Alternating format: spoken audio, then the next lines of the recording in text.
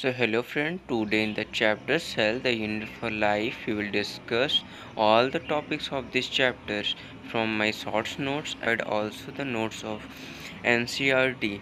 Okay, so let's start the chapter. तो Robert brown ने क्या डिस्कवर किया है? न्यूक्लियस को डिस्कवर किया है 1831 में। एंड द सेकंड आता है आपका एंटोइन वॉन लिवेनहुक। एंटोइन वॉन लिवेनहुक ने क्या कहा है कि इन्होंने पहली बार देखा है और उसके बारे में बताया है। किसके बारे में? लिविंग सेल को देखा है और उसके बारे में बताया है। थर्ड आता है आपका रॉबर्ट हुक। रॉबर्ट हुक ने क्या किया है? डिस्कवर किया है डेड सेल को। ठीक है, डेड सेल को डिस्कवर किया है। और किस चीज़ से डिस्कवर किया है? From thin slice of a cork, slice के थिन कॉर्क से। सेकेंड है कि सेल थ्योरी। सेल थ्योरी में आपके आते हैं टोटल 3 साइंटिस्ट हैं। ठीक है, 3 साइंटिस्ट हैं। इसमें पहला है आपका मैथिस स्केल्टन, जो कि हैं 1838 में। इन्होंने क्या किया? एग्जामिन किया प्लांट को। ठीक है, और बताया कि plants are made up of cells and cell products. क्या है कि प्लांट्स से बने हुए हैं, सेल से बने हैं और सेल प्रोडक्ट्स से बने हैं। सेल प्रोडक्ट्स में इंक्लूड होता है आपका प्रोटीन, लिपिड और कार्बोहाइड्रेट्स। ठीक है, और एक चीज़ और, ये जो मैथिस स्केल्टन है एक जर्मन बॉटनिस्ट है। मैथिस स्केल्टन क्या है? एक जर्मन बॉटनिस्ट हैं। इन्होंने बताया प्लांट्स के बारे में। प्लांट्स क्या हैं? सेल्स से बने हुए हैं और सेल प्रोडक्ट से बने हुए हैं। सेल प्रोडक्ट्स में आपका आता है प्रोटीन, लिपिड और कार्बोहाइड्रेट, 3 चीज़ें आती हैं। अब थर्ड साइंटिस्ट आपके हैं कौन? फिफ्थ साइंटिस्ट हैं थियोडर सचवन। 1839 में ये आते हैं। एक जर्मन जूलॉजिस्ट हैं। आपके एनसीईआरटी में ये क्या लिखा हुआ? ब्रिटिश जूलॉजिस्ट, जिसको अब हटा दिया गया है, उसमें करेक्शन किया गया है, करेक्शन करके जर्मन जूलॉजिस्ट हुआ है। ठीक है, बट अभी अपडेटेड में आपको शो हो जाएगा, बट ओल्ड एनसीईआरटी में ये नहीं मिलेगा। तो थियोडर सचवान आए हैं 1839 में। इन्होंने क्या बताया? Presence of cell wall in plants क्या है? एक यूनिक फीचर है।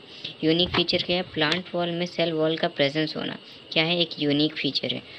और दूसरी चीज़ उन्होंने ये बताई है, delimiting boundary of animal cell plasma membrane. एक बात और इम्पॉर्टेंट है, delimiting boundary of animal cell क्या है? प्लाज्मा मेम्ब्रेन है। ठीक है, अब आता है इसका सिक्स्थ साइंटिस्ट रुडोल्फ विर्चो, 1855 में आए। ठीक है, और सेल लीनियस थ्योरी भी इसको कहा जाता है। इनकी थ्योरी को रुडोल्फ विर्चो ने क्या दिया है कि सेल्स डिवाइड होते हैं और न्यू सेल्स क्या होते हैं? बनते हैं, और न्यू सेल्स फॉर्म्ड होते हैं या फिर अराइज होते हैं। 7 साइंटिस्ट हैं सेंजर एंड निकोलसन, जो कि किस में आए? 1972 में आए हैं। और इन्होंने क्या कहा कि इम्प्रूव्ड मॉडल दिया किसका? स्ट्रक्चर ऑफ सेल मेम्ब्रेन का। ठीक है, जिसको हम क्या कहते हैं? फ्लूइड मोज़ेक मॉडल दिया है। एक इम्प्रूव्ड मॉडल है स्ट्रक्चर ऑफ सेल पे बात करें हम कैमलियो गोल्जी का 1898 में। कैमलियो गोल्जी, आपको गोल्जी से पता चल रहा है कि गोल्जी बॉडी से इन्होंने क्या किया? गोल्जी बॉडीज़ को डिस्कवर किया है। ठीक है, बताया है। और ये क्या है? गोल्डी बॉडीज़ क्या है? डेंसली स्टेन रेटिकुलर स्ट्रक्चर है। किसके पास? न्यूक्लियस के पास पाया जाता है। एक डेंसली स्टेन रेटिकुलर स्ट्रक्चर जो कि न्यूक्लियस के पास होता है। एंड देन 9th पे आता है जॉर्ज पेलाडे। जॉर्ज पेलाडे क्या करते हैं? 1953 में आए, राइबोसोम्स की डिस्कवरी किया है। ठीक है, राइबोसोम्स को डिस्कवर किया है, राइबोसोम्स को डिस्कवर किया जॉर्ज पेलाडे ने 1953 में। देन लास्ट आपका आता है फ्लेमिंग, ये न्यूक्लियस वाले टॉपिक का है। ठीक है, फ्लेमिंग ने क्या दिया? न्यूक्लियस को रॉबर्ट ब्राउन ने डिस्कवर किया है, तो फ्लेमिंग आता है एक टर्म। ठीक है, जिन्होंने क्या दिया है? एक नेम दिया है, क्रोमेटिन। क्रोमेटिन क्या है? एक न्यूक्लियो प्रोटीन फाइबर है। ठीक है, और आप इसको कहते हैं न्यूक्लियस का मटेरियल भी कह सकते हो। ये कहाँ होता है? इनसाइड न्यूक्लियोप्लास्ट और न्यूक्लियर मैट्रिक्स। ठीक है, बट इसमें देखो क्या क्या होता है, क्रोमेटिन और न्यूक्लियस दोनों प्रेजेंट होते हैं। किसके अंदर? इनसाइड न्यूक्लियोप्लास्ट और nuclear. Unit of life, important terms है इस टॉपिक में कुछ, उसके बारे में हम जानेंगे। ठीक है, जो पहला टर्म आता है वो है साइटोलॉजी। साइटोलॉजी मतलब क्या होता है? जो सेल की स्टडी करोगे कोई भी तो साइटोलॉजी कहलाएगा। किसी भी सेल का स्टडी हम करते हैं वो साइटोलॉजी कहलाता है। हिस्टोलॉजी में क्या आता है? अगर हम टिश्यूज़ की स्टडी करते हैं उसको हम क्या कहते हैं? हिस्टोलॉजी कहते हैं। फिर तुम्हारा जो टर्म आएगा, अब जहाँ से टॉपिक्स स्टार्ट होंगे, छोटे छोटे टॉपिक्स हैं उसको पढ़ना पड़ेगा। तो वायरस है। ठीक है, एनसीईआरटी है सब कुछ इसमें, मैंने कंप्लीट एनसीईआरटी लिया है यहाँ पे। वायरस है, तो वायरस क्या है? सेल थ्योरी का एक एक्सेप्शन है। ठीक है, ये सेल थ्योरी हमने कल बताई थी, उसमें 3 साइंटिस्ट आए थे आपके। ठीक है, अब सेल थ्योरी का ये एक्सेप्शन है, कहते हैं कि न्यूक्लियो प्रोटीन पार्टिकल है एक, वायरस क्या है? एक न्यूक्लियो प्रोटीन पार्टिकल है। कह रहे हैं कि वायरस ना ही लिविंग है ना ही नॉन लिविंग है। ठीक है, इसका एग्जाम्पल है वायराइड्स और प्रियॉन्स एक्सेट्रा।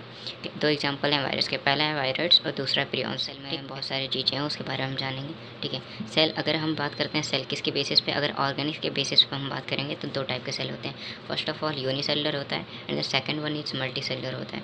अगर यूनिसेलुलर ऑर्गेनिक्स की बात करते हैं उसमें क्या क्या आते हैं आपके? एमीबा आता है, डायटम्स आता है। ये एग्जाम्पल्स हैं 2, एमीबा और डायटम्स। देन मल्टी सेलुलर में हम बात करेंगे तो इसमें आते हैं आपके प्लांट्स और एनिमल और भी बहुत सारे आते हैं, ठीक है। अब हम बात करेंगे क्या चीज़ की, सेल। सेल क्या है, fundamental structural and functional unit है ऑफ ऑल लिविंग ऑर्गेनिज्म। सभी लिविंग ऑर्गेनिज्म में जो सेल है fundamental structural and functional unit है लिविंग। सेल में अब दो टॉपिक आता है, eukaryotic and then prokaryotic. Eukaryotic cells वो सेल्स हैं जो प्रोकैरियोटिक सेल्स के बाद आए हैं, ठीक है। प्रोकैरियोटिक पहले आए, यूकैरियोटिक बाद में आए ऑर्गेनिज्म है, ठीक है। ये दो ऑर्गेनिज्म है, यूकैरियोटिक ऑर्गेनिज्म और प्रोकैरियोटिक ऑर्गेनिज्म। सेल किस टाइप का पाया जाता है उसके बारे में बात करेंगे। तो जब हम यूकैरियोटिक सेल्स के बारे में बात करेंगे तो यूकैरियोटिक में सेल्स की बात करेंगे तो क्या होता है, इसमें पहला है कि मेम्ब्रेन बाउंड न्यूक्लियस प्रेजेंट होता है। इसमें यूकैरियोटिक में प्रेजेंट होता है किसका, एक ऑर्गेनाइज न्यूक्लियस का प्रेजेंट होता है और न्यूक्लियर मेम्ब्रेन का भी प्रेजेंट होता है इसमें, ठीक है। अगर हम इसमें बात करेंगे सेल ऑर्गेनेल्स प्रेजेंट होते हैं, सेल ऑर्गेनेल्स प्रेजेंट होते हैं। वो ऑर्गेनेल्स क्या क्या हैं देखते हैं, ईआर है, एंडोप्लाज्मिक रेटिकुलम है, गोल्जी कॉम्प्लेक्स है, लाइसोसोम है, माइटोकॉन्ड्रिया है, मैक्रोबॉडीज है और क्या है लास्ट में वैक्यूल्स हैं। ये जितने भी हैं वो क्या है, मेम्ब्रेन बाउंड है, ठीक है। मेम्ब्रेन बाउंड ऑर्गेनेल्स हैं, ठीक है। अब देखो ये कह रहा है कि ये इंक्लूड करता है प्रोटिस्ट को, प्लांट्स को, एनिमल को और फंजाई को। Protist, plants, animal and fungi में क्या आता है, यूकैरियोट्स आते हैं, ठीक है। यूकैरियोट के अंदर ये सारी चीज़ें आते हैं। जेनेटिक मटेरियल की अगर हम बात करते हैं तो उसमें क्या होता है, क्रोमोसोम होता है। यूकैरियोट्स में जेनेटिक मटेरियल क्रोमोसोम होता है, ठीक है। प्लांट्स और एनिमल क्या है, डिफरेंट हैं, ठीक है। प्लांट्स और एनिमल सेल क्या है, डिफरेंट है, सेम नहीं है दोनों सेल। अगर हम बात करते हैं प्लांट्स में सेंट्रियोल नहीं होता है, ठीक है। प्लांट्स के अंदर सेंट्रियोल का प्रेजेंट नहीं होता है। अब सेंट्रियोल है क्या, एक नॉन मेम्ब्रेन बाउंड ऑर्गेनेल है, ठीक है, जो कि मदद करता है सेल डिवीज़न में। एंड देन सेल डिवीज़न में मदद करता है नॉन मेम्ब्रेन बाउंड ऑर्गेनेल, ठीक है, सेंट्रियोल। अब हम बात करेंगे प्लास्टिड की। प्लास्टिड क्या है, जो कि एनिमल सेल में नहीं होता है और एनिमल सेल में क्या नहीं होता है, लार्ज सेंट्रल वैक्यूल का भी प्रेजेंस नहीं होता है। And then prokaryotic. प्रोकैरियोटिक में क्या होता है, सेल किस तरह होते हैं। अब देख लो प्रोकैरियोटिक ऑर्गेनिज्म सेल्स में क्या होता है, इसके पास क्या होता है, लैक करता है मेम्ब्रेन बाउंड न्यूक्लियाई, मतलब न्यूक्लियाई मेम्ब्रेन बाउंडेड नहीं होता है, ठीक है। मतलब मेम्ब्रेन बाउंडेड नहीं होता है, इसका क्या मतलब है, अब न्यूक्लियाई है, न्यूक्लियाई के ऊपर कोई न्यूक्लियर मेम्ब्रेन नहीं होगा, मतलब जो न्यूक्लियस को कवर करे ऐसा कोई मेम्ब्रेन नहीं था इसके पास, ठीक है। न्यूक्लियस फ्री फॉर्म में प्रेजेंट होता था, पूरे साइटोप्लाज्म के अंदर न्यूक्लियस कहीं भी प्रेजेंट रहता था। अब लैक करता है क्या, वेल डिफाइंड न्यूक्लियस। कौन लैक करता है, प्रोकैरियोटिक सेल में कोई भी वेल डिफाइंड न्यूक्लियस नहीं होता है, ना ही न्यूक्लियर मेम्ब्रेन होता है। एंड देन थर्ड बात करते हैं, जो मेम्ब्रेन सेल ऑर्गेनेल्स है उसमें 70s राइबोसोम पाए जाते हैं, ठीक है। इसमें 70s राइबोसोम पाए जाते हैं। एक चीज़ और है कि राइबोसोम तुम्हारे यूकैरियोटिक में भी प्रेजेंट होता है, प्रोकैरियोटिक भी प्रेजेंट होता है, बट ये मेम्ब्रेन बाउंड नहीं होता है, ठीक है। राइबोसोम जो है तुम्हारा दोनों में पाया जाता है, यूकैरियोटिक में एंड प्रोकैरियोटिक बोथ में, बट ये मेम्ब्रेन बाउंड नहीं होता है, ठीक है। ये लाइन आप ऐड कर लीजिएगा। एंड देन थर्ड है कि ये चीज़ देखो यहाँ पे 70s लिखा है, यहाँ पे एस क्या रिप्रेजेंट करता है, एस यहाँ रिप्रेजेंट करता है स्वेडबॉक्स कोफिशिएंट, या फिर कह सकते हैं इसी को हम सेडिमेंटेशन कोफिशिएंट कहते हैं, ठीक है। अब हम बात करेंगे क्या, फ्लूइड मैट्रिक्स। फ्लूइड मैट्रिक्स की बात करें तो इसमें भी साइटोप्लाज्म ही होता है, और यहाँ पे यूकैरियोटिक की बात किया जाए तो इसमें भी क्या था, आपका साइटोप्लाज्म ही था, ठीक है, फ्लूइड मैट्रिक्स। एंड देन हम बात करेंगे ये क्या क्या इंक्लूड करता है, ये इंक्लूड करता है बैक्टीरिया, ब्लू ग्रीन एल्गी, बेजिए इसको कहते हैं, माइकोप्लाज्मा, ठीक है, smallest bacteria, PPLO, pleuropneumonia like organism, ठीक है। ये हो गया है प्रोकैरियोटिक के साइज की। प्रोकैरियोटिक के साइज की हम बात करेंगे तो इस साइज में स्मॉल होते हैं और ये मल्टीप्लाई करते हैं रैपिडली देन यूकैरियोटिक सेल। कह रहा है कि भाई जो इनका मल्टीप्लिकेशन वाला फॉर्मेशन है ना, मल्टीप्लिकेशन करते हैं एज कम्पेरिजन तो प्रोकैरियोटिक फास्ट करते हैं, ठीक है। सेल वॉल क्या होता है, surrounding cell wall membrane. Cell wall किसको सराउंड करता है, सेल वॉल मेम्ब्रेन को सराउंड करता है। बट देखो यहाँ पे एक्सेप्ट माइकोप्लाज्मा का, माइकोप्लाज्मा का छोड़ के सेल वॉल सब में क्या करता है, कवर करता है सेल मेम्ब्रेन। एनसीईआरटी में प्रोकैरियोटिक सेल्स में कुछ और वर्ड दिए गए हैं, कुछ और टर्म दिए गए, जैसे शेप ऑफ बैक्टीरिया आता है, ठीक है। शेप ऑफ बैक्टीरिया में क्या है, 4 टाइप के होते हैं, 4 टाइप्स के शेप होते हैं। पहला है bacillus, कोकस and vibrio and spirillum. अब देखो बैसिलस को हम रॉड लाइक भी कह सकते हैं, कोकस क्या होता है, स्पाइरल शेप होता है, विब्रियो क्या होता है, कॉमा शेप होता है, स्पाइरलम क्या होता है, स्पाइरल शेप होता है। देन हम बात करते हैं प्लाज्मिड की। प्लाज्मिड क्या है, प्लाज्मिड एक क्या है, एक्स्ट्रा क्रोमोसोमल सर्कुलर डीएनए है, मतलब भाई एक्स्ट्रा क्रोमोसोमल है, उसके बाद क्या है सर्कुलर डीएनए है। ये क्या है, एक एंटीबायोटिक्स रेजिस्टेंस है, ठीक है। इसका फंक्शन क्या है, प्रोवाइड करता है एक्स्ट्रा फिनोटाइपिक कैरेक्टर भी प्रोवाइड करेगा ये। अब इसका हम बात करते हैं, एक टर्म है इसको याद रखना, प्लाज्मिड जो है बैक्टीरिया में, बैक्टीरिया के सर्वाइवल के लिए इंपॉर्टेंट नहीं है, ठीक है। अगर प्लाज्मिड है नहीं बैक्टीरिया के पास तब भी वो सर्वाइव करेगा, ठीक है। कोई ज़रूरी नहीं कि भाई बैक्टीरिया है तो उसके पास प्लाज्मिड होना भी। अच्छा एक मिनट, यहाँ पे देखो फिनोटाइपिक कैरेक्टर क्या है, हमने इसको पढ़ा होगा, फिनोटाइपिक कैरेक्टर, जीनोटाइपिक कैरेक्टर किस में पढ़ा था, वो टॉपिक था तुम्हारा सेल साइकिल और सेल डिवीज़न का, ठीक है। सेल साइकिल और सेल डिवीज़न में था कि 1:2:1 का रेशियो जो हमने पढ़ा था कि वो जो होता नहीं, जो मेंडल्स लॉ में हमने पढ़ा होगा इसको, वही वाला है फिनोटाइपिक कैरेक्टर, ठीक है। मेसोसोम की बात करो तो मेसोसोम क्या है, एक स्पेशलाइज्ड डिफरेंशिएटेड फॉर्म है किसका, सेल मेम्ब्रेन का। It is a specialised differentiated form है सेल मेम्ब्रेन का। ये हम एनसीईआरटी से लाइन लिया है मैंने, ठीक है, ये एनसीईआरटी से डायरेक्ट लाइन लिया है, ठीक है। एक स्पेशलाइज्ड डिफरेंशिएटेड फॉर्म है सेल मेम्ब्रेन का। अगर हम बात करेंगे मेसोसोम क्या है, एक कैरेक्टरिस्टिक है, प्रोकैरियोट का एक कैरेक्टरिस्टिक भी है, ठीक है। अब हम बात करते हैं सेल, नया टॉपिक है, ठीक है। ये टॉपिक इंपॉर्टेंट है, ठीक है तुम्हारा, इसमें जितने भी चीज़ें ना उसको तुमको याद करना पड़ेगा, एक एक वर्ड आता है एग्जाम्स में, ठीक है।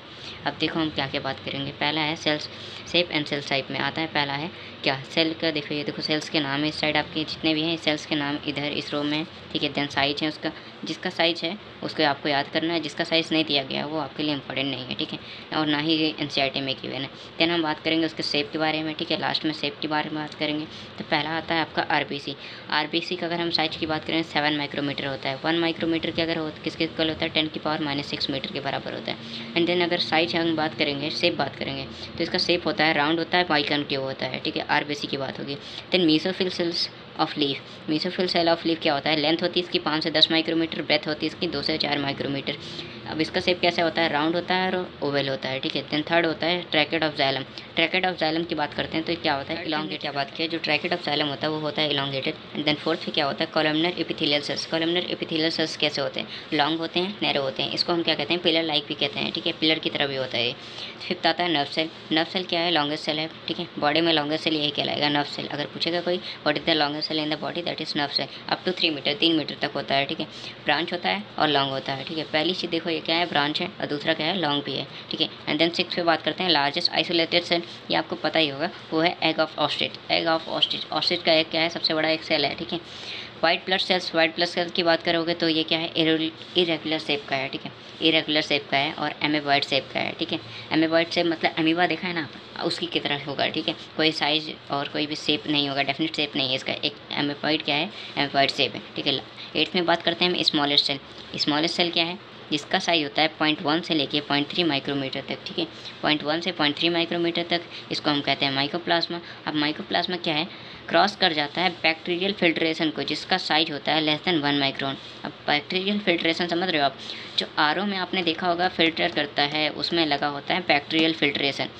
तो कुछ बार क्या होता है, कुछ बार ऐसे सेल्स रहते हैं, ऐसे माइक्रोप्लाज्मा रहते हैं जिनका साइज 1 माइक्रोन से कम होता है, वो उसको क्या करता है, वो उसको क्या करेगा, क्रॉस कर जाता है, क्रॉस कर जाता है, जिसकी वजह से हमें कोई डिसीज़ वगैरह कॉज। देन इसमें हमने देखा था पीपीएलओ क्या है, 0.1 माइक्रोमीटर होता है, ठीक है। प्लूरो निमोनिया लाइक ऑर्गेनिज्म को हम क्या कहते हैं, पीपीएलओ, जिसका साइज होता है 0.1 माइक्रोमीटर। एंड देन अब हम बात करेंगे कुछ और सेल्स हैं, ठीक है। लास्ट में क्या है, यूकैरियोटिक, जिसका साइज कितना होता है, 10 से 20 micrometre. And then bacteria 5 micrometre. And then prokaryotic cell, जिसका होता है 1 से 2 और 3 से 5 micrometre. And then viruses, viruses का साइज क्या होता है, 0.02 से लेके 0.2 माइक्रोमीटर, 0.02 से लेके 0.2 माइक्रोमीटर क्या होता है, वायरसेस का साइज होता है। अब हम बात करते हैं माइटोकॉन्ड्रिया। माइटोकॉन्ड्रिया जो सेल है उसका साइज कितना होता है, डायमीटर में अगर हम बात करते हैं 0.2 से लेके 1.0 माइक्रोमीटर होता है। लेंथ में अगर हम बात करते हैं 1.0 से 4.1 माइक्रोमीटर होता है। देन 14th आ गया आपका, 14th सेल है, ठीक है, गोल्जी, जिसका है गोल्जी अपरेटस। गोल्जी अपरेटस में क्या होता है, सिस्टर्नी प्रेजेंट होते हैं, ठीक है। सिस्टर्नी का जो साइज होता है वो 0.5 माइक्रोमीटर से 1.0 माइक्रोमीटर होता है, डायमीटर होता है, ठीक है। इसका डायमीटर कितना होता है, 0.5 माइक्रोमीटर से 1.0 माइक्रोमीटर तक, ठीक है। एंड देन लास्ट आता है आपका न्यूक्लियस। अब न्यूक्लियस के बिटवीन क्या होता है, इन nucleus, between nucleus and cytoplasm, nucleus में, न्यूक्लियस और साइटोप्लाज्म के बीच में क्या होता है, एक स्पेस होता है, जिसको हम कह देते हैं पेरी न्यूक्लियर स्पेस। उस पेरी न्यूक्लियर स्पेस का जो साइज होता है 10 से लेके 50 माइक्रोमीटर होता है, ठीक है। 15 सेल शेप और साइज बता दिया था 15 तक का, ठीक है। एक और सेल है, ठीक है, राइबोसोम। राइबोसोम की अगर हम बात करें तो 15 नैनोमीटर बाई 20 नैनोमीटर इसका साइज होता है, 15 बाई 20 नैनोमीटर इसका साइज होता है, ठीक है। ये है राइबोसोम का साइज। सो अब स्टार्ट करते हैं cell envelope and cell modification. क्या बात करेंगे कि सेल इन्वेलप और सेल मॉडिफिकेशन की बात करने जा रहे हैं। सेल इन्वेलप में आपका आ जाता है पहले बैक्टीरियल सेल। बैक्टीरियल सेल जब आ जाएगा तो क्या है, एक प्रोकैरियोटिक सेल है, ठीक है। बैक्टीरियल सेल क्या है, एक प्रोकैरियोटिक सेल में है, ठीक है। एक उसके पास क्या होता है, कॉम्प्लेक्स सेल इन्वेलप होता है। बैक्टीरियल सेल के पास एक कॉम्प्लेक्स सेल इन्वेलप होता है, ठीक है। और ये क्या कह रहे हैं कि बैक्टीरियल सेल इन्वेलप सिस्टम जो है, ठीक है, क्या होता है, सिंगल सेल इन्वेलप सिस्टम होता है। इसके पास सिंगल इन्वेलप सिस्टम होता है और ये क्या कंसिस्ट करता है, 3 लेयर होता है। सिंगल इन्वेलप सिस्टम में 3 लेयर होती हैं इसके पास। पहली लेयर है ग्लाइकोकैलिक्स, दूसरी लेयर है सेल वॉल, तीसरी लेयर है क्या, प्लाज्मा मेम्ब्रेन है, ठीक है। और यहाँ एक और चीज़ लिखा हुआ है, स्पेस। कौन सा स्पेस, सेल वॉल और प्लाज्मा मेम्ब्रेन के बीच में जो स्पेस होती है उसको हम क्या कहते हैं, पेरीप्लाज्मिक स्पेस, ठीक है। Cell wall and plasma membrane के बीच में जो स्पेस होती है उसको हम क्या बोलते हैं, पेरीप्लाज्मिक स्पेस बोलते हैं। अब यहाँ पे देख लो लिखा है बैक्टीरियल सेल में क्या लिखा हो, सेल इन्वेलप, ठीक है। सेल इन्वेलप कंसिस्ट क्या क्या करता है, 3 लेयर कंसिस्ट करता है, ठीक है। 3 layer tightly bound structure consist करता है, ठीक। 3 लेयर का एक टाइटली बाउंड स्ट्रक्चर होता है, ठीक है। उसमें क्या क्या आता है, पहले आउटर मोस्ट लेयर आता है। आउटर मोस्ट लेयर को हम बोलते हैं ग्लाइकोकैलिक्स, जो कि किसके द्वारा, सेल वॉल की तरह फॉलोड होती है, ठीक है। सेल वॉल की तरह ग्लाइकोकैलिक्स आपकी फॉलो होती है। सेल वॉल की तरह आपकी ग्लाइकोकैलिक्स क्या होती है, फॉलो होती है। उसके बाद कह रहे हैं, उसके बाद आते ही कौन सा, उसके बाद आता है प्लाज्मा मेम्ब्रेन। ग्लाइकोकैलिक्स के बाद आउटर मोस्ट लेयर के बाद क्या आती है आपको, प्लाज्मा मेम्ब्रेन आती है। अब कह रहे हैं, ठीक है, प्लाज्मा मेम्ब्रेन आता है, करते हैं किसके आधार पर, अगर basis of cell envelope deficiency bacteria. अगर सेल इन्वेलप के बारे में हम बात करें, सेल इन्वेलप को अगर देखते हुए हम बात करें तो बैक्टीरिया 2 टाइप्स के होते हैं। सेल इन्वेलप के टाइप के हिसाब से बैक्टीरिया 2 टाइप के होते हैं। पहला है Gram positive bacteria and then second है ग्राम नेगेटिव बैक्टीरिया। तो ग्राम पॉजिटिव बैक्टीरिया क्या कहता है, इससे क्या होते हैं कि ये देखो, remain purple colour after staining, ठीक है। कह रहा है कि अगर स्टेन करोगे, स्टेन करने के बाद भी क्या रहते हैं, पर्पल कलर ही रहते हैं, ठीक है। इनमें कोई कलर चेंज नहीं होता है, स्टेन करने के बाद भी ये पर्पल कलर के ही रहते हैं। और इसी को हम क्या बोलते हैं, क्रिस्टल वायलेट भी कह सकते हैं इस कलर को, ठीक है। उसके बाद आता है Gram negative bacteria. Gram negative bacteria क्या होता है, ये क्या होता है, रिमेन कलरलेस रहता है, ठीक है। ये हमेशा क्या रहेगा, कलरलेस रहेगा, remain colourless in gram staining, ठीक है। ग्राम स्टेनिंग में भी क्या रहेगा, एक कलरलेस ही रहेगा, ठीक। अब ये क्या कहते हैं, ग्राम नेगेटिव बैक्टीरिया क्या है, ये एक इंपॉर्टेंट टर्म है, इसको याद रखना है। एक पैथोजेनिक बैक्टीरिया है, ठीक है। ग्राम नेगेटिव बैक्टीरिया क्या है, एक पैथोजेनिक बैक्टीरिया है, ठीक है। मोस्ट पैथोजेनिक बैक्टीरिया क्या है, ग्राम नेगेटिव बैक्टीरिया। देन उसके बाद हम बात करते हैं किसकी, उसके बाद हम बात करने वाले हैं आपका, देखो, जो तुम्हारा क्या है, ग्लाइकोकैलिक्स। ग्लाइकोकैलिक्स के बारे में देख लो, फॉर्म करता है outer most bacterial cell layer. Bacteria की जो बाहर वाली लेयर होती है वो कौन फॉर्म करता है, ग्लाइकोकैलिक्स। ग्लाइकोकैलिक्स क्या फॉर्म करता है, बैक्टीरियल की आउटर मोस्ट लेयर फॉर्म करता है, ठीक है। अब इसमें देखो कहा गया है कि in different bacteria different composition and thickness of glycocalyx. इसका मतलब ये है कि जैसे अलग अलग बैक्टीरिया हैं तो उसमें जो ग्लाइकोकैलिक्स का शेप और साइज है, वो थिकनेस है और कंपोजिशन है, वो अलग अलग होती है, ठीक है। कुछ में देखो ग्लाइकोकैलिक्स क्या कहलाता है, स्लाइम लेयर आता है और कैप्सूल आती है। पहला है स्लाइम लेयर और कैप्सूल। ग्लाइकोकैलिक्स में आता है स्लाइम लेयर और कैप्सूल। अगर स्लाइम लेयर है तो उसकी जो शीथ होगी वो क्या होगी, लूज शीथ होगा इसके पास, ठीक है। स्लाइम लेयर के पास क्या होता है, लूज शीथ होती है। और कैप्सूल के पास क्या होता है, थिक होता है और टफ होता है। कैप्सूल क्या होता है, थिक और टफ होता है, ठीक है। कैप्सूल क्या होता है, एक थिक होता है और टफ भी होता है। अब हम बात करते हैं सेल वॉल की। सेल वॉल आ जाते हैं। सेल वॉल क्या है, सेल वॉल डिटरमाइन करता है सेल का शेप, ठीक है। सेल वॉल ही क्या करता है, सेल का शेप डिटरमाइन करता है। जैसा सेल वॉल रहेगा, सेल वॉल जिस प्रकार रहेगा उसी तरह सेल का शेप हो जाएगा, ठीक है। अब ये क्या प्रोवाइड करता है, प्रोवाइड करता है एक स्ट्रक्चरल स्ट्रॉन्ग सपोर्ट। ये क्या प्रोवाइड करेगा, एक स्ट्रॉन्ग स्ट्रक्चरल सपोर्ट को प्रोवाइड करेगा, ठीक है। और यहाँ पे लिखा हुआ है दिस प्रोवाइड प्रिवेंशन। ये क्या प्रोवाइड करता है, प्रिवेंशन। अब किस चीज़ से प्रिवेंशन करता है, फ्रॉम ब्रस्टिंग और कोलैप्सिंग ऑफ बैक्टीरिया। बैक्टीरिया को ब्रस्ट करने या फिर कोलैप्स होने से प्रिवेंशन देता है। ये कौन बचाता है, तुम्हारा सेल वॉल, ठीक है। अब इसमें प्लाज्मा मेम्ब्रेन। प्लाज्मा मेम्ब्रेन की जब हम बात करते हैं तो ये क्या है, एक सिलेक्टिवली परमेबल है नेचर में, ठीक है। सिलेक्टिवली परमेबल नेचर में होता है। और दूसरी चीज़ ये only structure which is similar to eukaryotic, ठीक है। ये एक ऐसा स्ट्रक्चर है जो कि सिमिलर है यूकैरियोट्स से, ठीक है। यूकैरियोट से सिमिलर है, मतलब यूकैरियोट के बाद क्या होता है, यही होता था, प्लाज्मा मेम्ब्रेन ही होता था, ठीक है। ये यूकैरियोट से सिमिलर है, एक ही स्ट्रक्चर है। अब आता है एक टॉपिक है आपका मीसोसोम्स। मीसोसोम क्या होता है, एक इनर एक्सटेंशन है प्लाज्मा मेम्ब्रेन का, इनर एक्सटेंशन क्या कहलाएगा, मीसोसोम कहलाएगा। ये 3 टाइप्स के होते हैं, पहला वेसिकल, दूसरा ट्यूबुल, तीसरा है लैमेले। लैमेले का मतलब लेयर होता है, ठीक है। वेसिकल, ट्यूबुल एंड लैमेले, ठीक है। फंक्शन क्या है, मीसोसोम का फंक्शन देखो क्या है, सेल वॉल का फॉर्मेशन करता है या फिर सिंथेसिस कह सकते हो। दूसरा फंक्शन ये है कि डीएनए का रेप्लिकेशन करता है, और यह कह सकते हो सेल डिवीज़न करता है, ठीक है। थर्ड है आपका रेस्पिरेशन करता है, सेक्रिएशन करता है, इंक्रीज करता है सरफेस एरिया प्लाज्मा मेम्ब्रेन का, और क्या करता है, इंक्रीज करता है एंजाइमेटिक कंटेंट को भी बढ़ाता है, सेल के अंदर एंजाइमेटिक कंटेंट की भी बढ़ाएगा। अब देखो मीसोसोम में क्या होता है, ग्राम पॉजिटिव बैक्टीरिया प्रेजेंस होता है, ग्राम निगेटिव बैक्टीरिया इसमें नहीं होते हैं, ठीक है। ये बात आपको याद रखना है कि ग्राम पॉजिटिव किसमें होता है, मीसोसोम में, ग्राम निगेटिव मीसोसोम में नहीं होता है।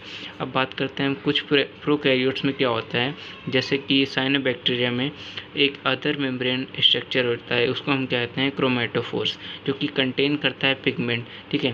प्रोकैरियोट्स में क्या होता है, जैसे प्रोकैरियोट्स, कौन से प्रोकैरियोट्स, साइनोबैक्टीरिया में क्या होता है, एक दूसरा मेम्ब्रेनस स्ट्रक्चर होता है, उसको हम क्या कहते हैं, क्रोमेटोफोर्स।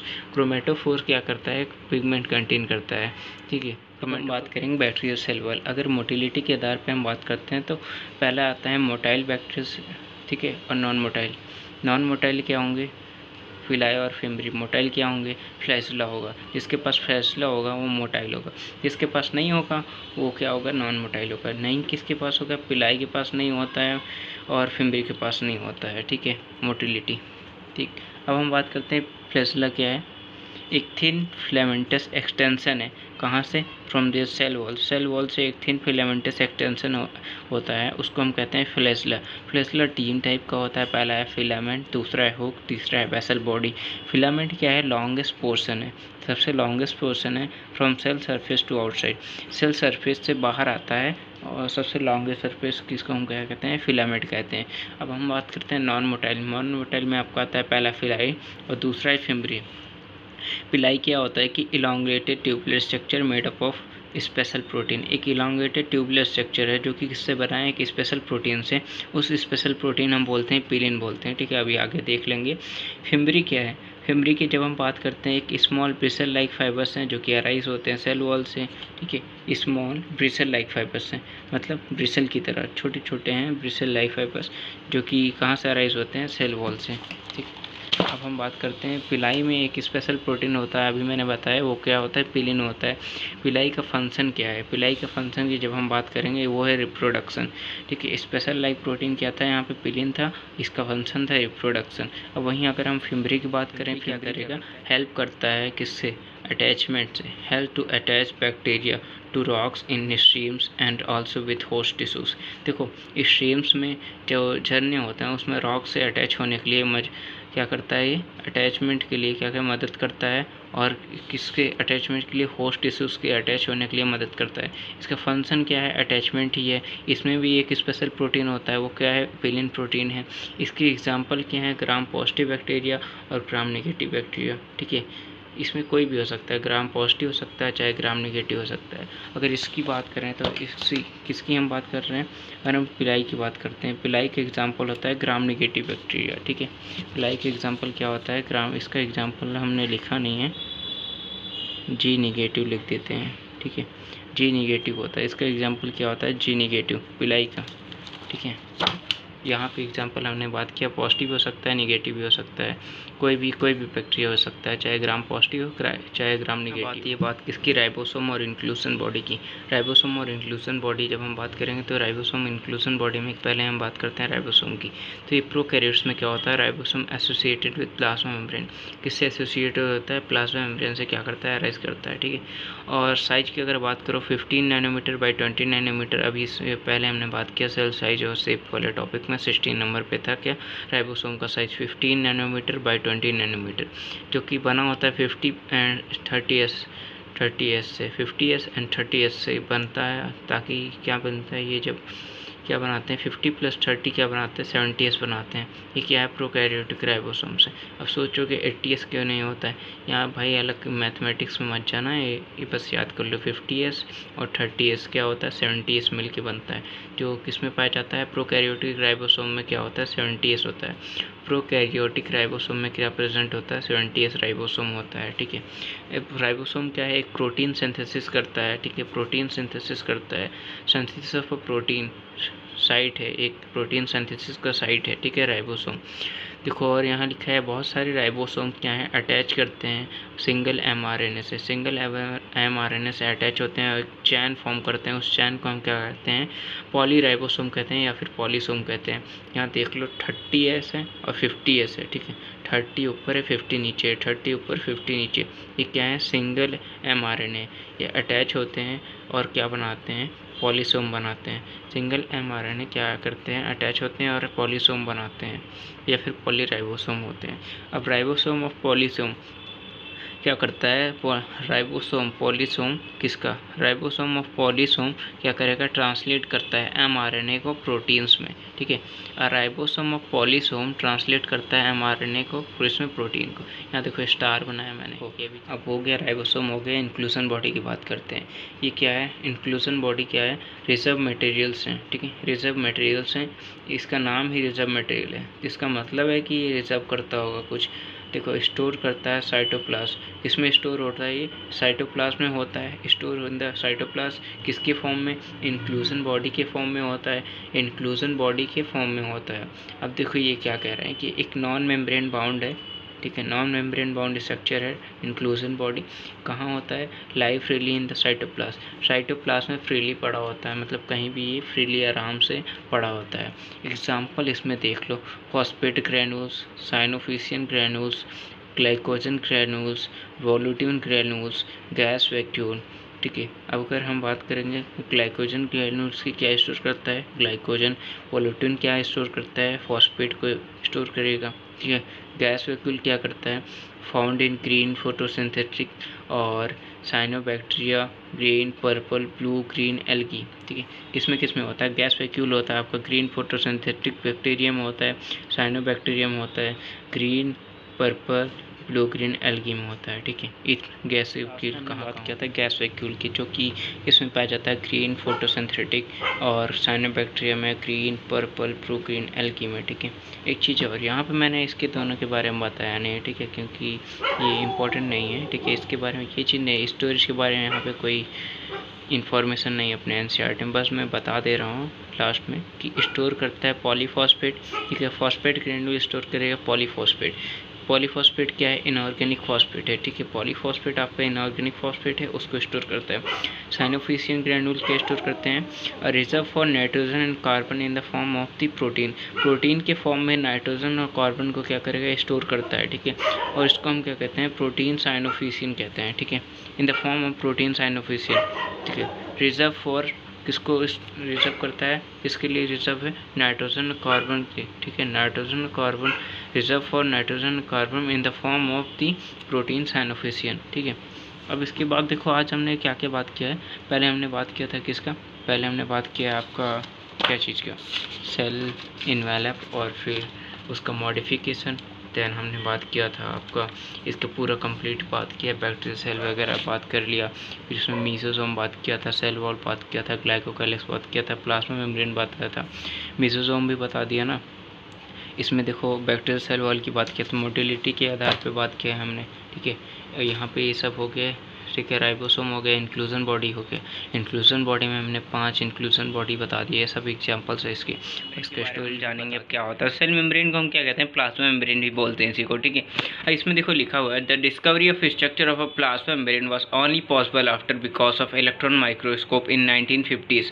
कह रहे हैं जो स्ट्रक्चर है प्लाज्मा मेम्ब्रेन का वो पॉसिबल कब हो पाया, तभी पॉसिबल हो पाया जब किसका हो गया डिस्कवरी, इलेक्ट्रॉन माइक्रोस्कोप की जब डिस्कवरी हुई उसकी वजह से ये क्या हुआ structure of plasma membrane discovered हुआ। ठीक है, 1950 में एनसीईआरटी में देखो लिखा हुआ है। देखो meanwhile chemical studies on the cell membrane especially in human red blood cells RBCs enabled the scientists to deduce the possible structure of plasma membrane। कह रहे हैं देखो केमिकल स्टडीज़ किसके ऊपर, सेल मेम्ब्रेन के ऊपर केमिकल स्टडीज़ किया गया है, स्पेशली किसके ऊपर, ह्यूमन रेड ब्लड सेल्स में, ह्यूमन रेड ब्लड सेल्स में किया गया है, जिसकी वजह से क्या हो पाया, साइंटिस्ट एनेबल हो पाए, ठीक है, पता लगा पाए किसके बारे में, जो पॉसिबल स्ट्रक्चर प्लाज्मा मेम्ब्रेन का स्ट्रक्चर पता लगा पाए, ठीक है। केमिकल स्टडीज़ किया इन्होंने सेल मेम्ब्रेन के ऊपर, वो कौन सा है, ह्यूमन रेड ब्लड सेल, ठीक है। इससे क्या पता चला है, साइंटिस्ट को डिड्यूस कर पाए स्ट्रक्चर जो है प्लाज्मा मेम्ब्रेन का, ठीक। अब देखो हम बात करेंगे इसके आगे का, हम नोट से बात करते हैं, ठीक है। नोट्स में इसमें जो लाइन है वो थोड़ा सा चेंज करके लिखा है मैंने, ठीक है, वो ज़्यादा क्लियर नहीं हो रहा, बुक का ज़्यादा क्लियर है। कहना है cell membrane compose of lipid and protein. Cell membrane क्या कंपोज करता है, लिपिड कंपोज करता है और प्रोटीन कंपोज करता है, ठीक है।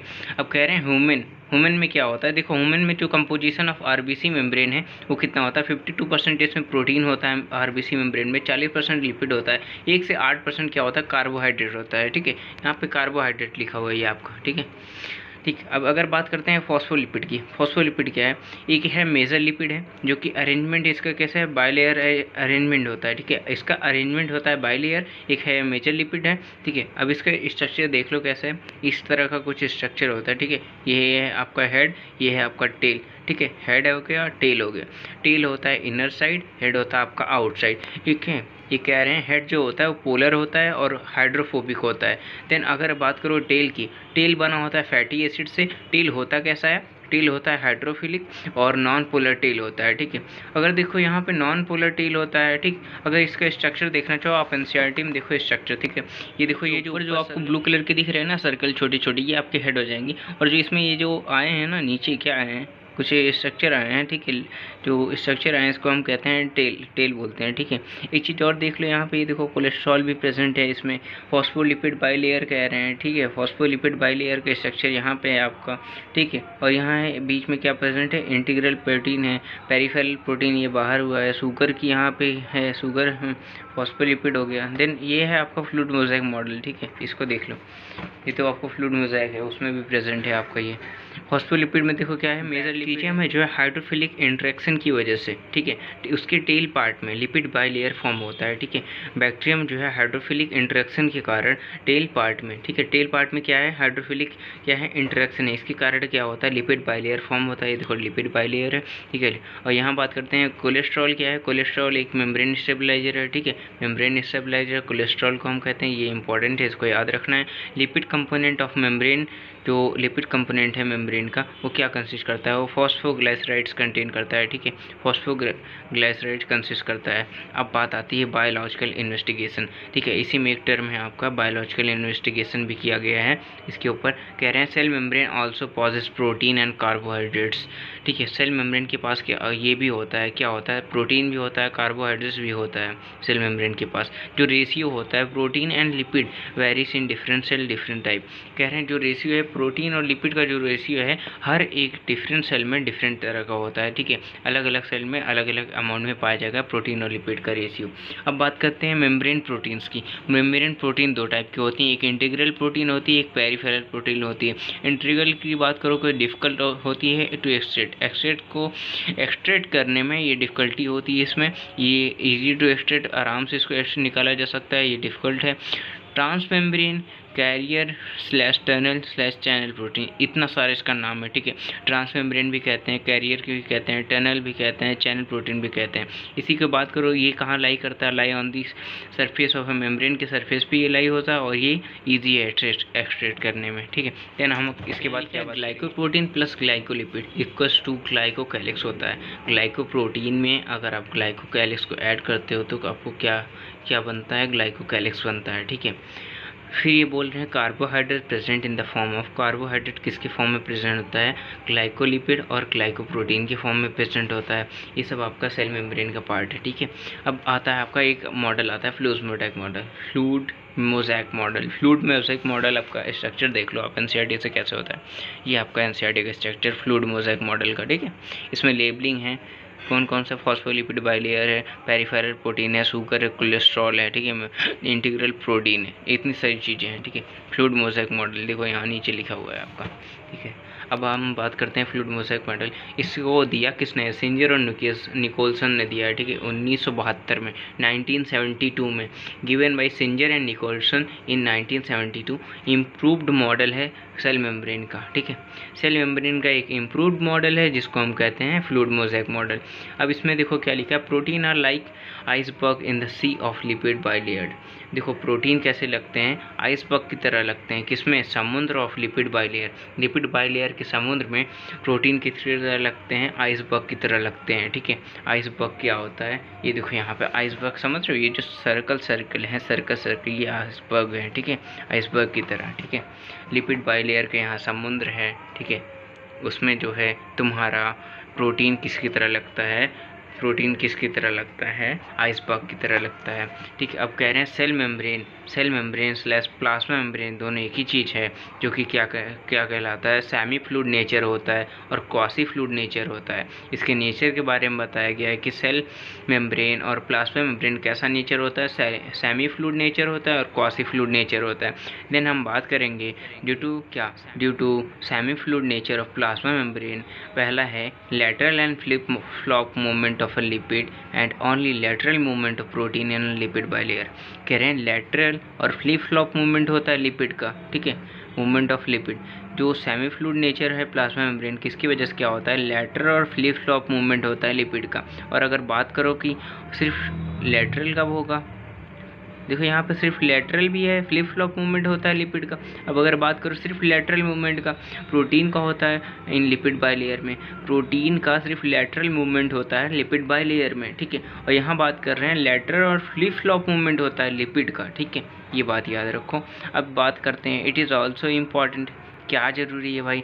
जो फ्लूइड नेचर ऑफ मेम्ब्रेन का जो फ्लूइड नेचर है, ये भी इम्पॉर्टेंट है, किसके लिए? किस चीज़ के लिए इम्पॉर्टेंट? सेल ग्रोथ के लिए इम्पॉर्टेंट है, फॉर्मेशन ऑफ इंटरसेलुलर जंक्शन के लिए इम्पॉर्टेंट है, सेक्रिएशन के लिए इम्पॉर्टेंट है, एंडोसाइटोसिस के लिए इम्पॉर्टेंट है, सेल डिवीज़न के लिए इम्पॉर्टेंट है, और भी बहुत कुछ हैं, ठीक है, एक्सेट्रा। अब देखो इसका इम्पॉर्टेंट फंक्शन क्या है फ्लूइड मोज़ेक मॉडल में? फ्लूइड नेचर मेम्ब्रेन का इम्पॉर्टेंट फंक्शन क्या है भाई? जो तुम्हारा फ्लूइड नेचर है मेम्ब्रेन का, इसका इम्पॉर्टेंट फंक्शन क्या है? ये क्या करता है? फ्लूइड नेचर की वजह से देखो क्या हो पाता है, ट्रांसपोर्ट ऑफ मॉलिक्यूल्स अक्रॉस, इसके एक तरफ से दूसरी तरफ से क्या होता पता है, मॉलिक्यूल का ट्रांसफ़र हो पाता है। सेलेक्टिवली परमेएबल मेम्ब्रेन है, ठीक है, प्लाज्मा मेम्ब्रेन है। ट्रांसपोर्ट इन, अब देखो बात करते हैं, एक टॉपिक आता है transport in plasma membrane. Transport in plasma membrane की जब बात करोगे वो क्या होता है? एक्टिव ट्रांसपोर्ट, और आता है आपका पैसिव ट्रांसपोर्ट। एक्टिव क्या होता है और पैसिव क्या होता है? एक्टिव में जब हम बात करते हैं मॉलिक्यूल का मूवमेंट होता है हायर टू लोअर कंसंट्रेशन, ठीक है, और अगर पैसिव बात करोगे तो लोअर टू हायर हो जाएगा और अगेंस्ट द कंसंट्रेशन ग्रेडियंट की तरफ जाएगा, ठीक है।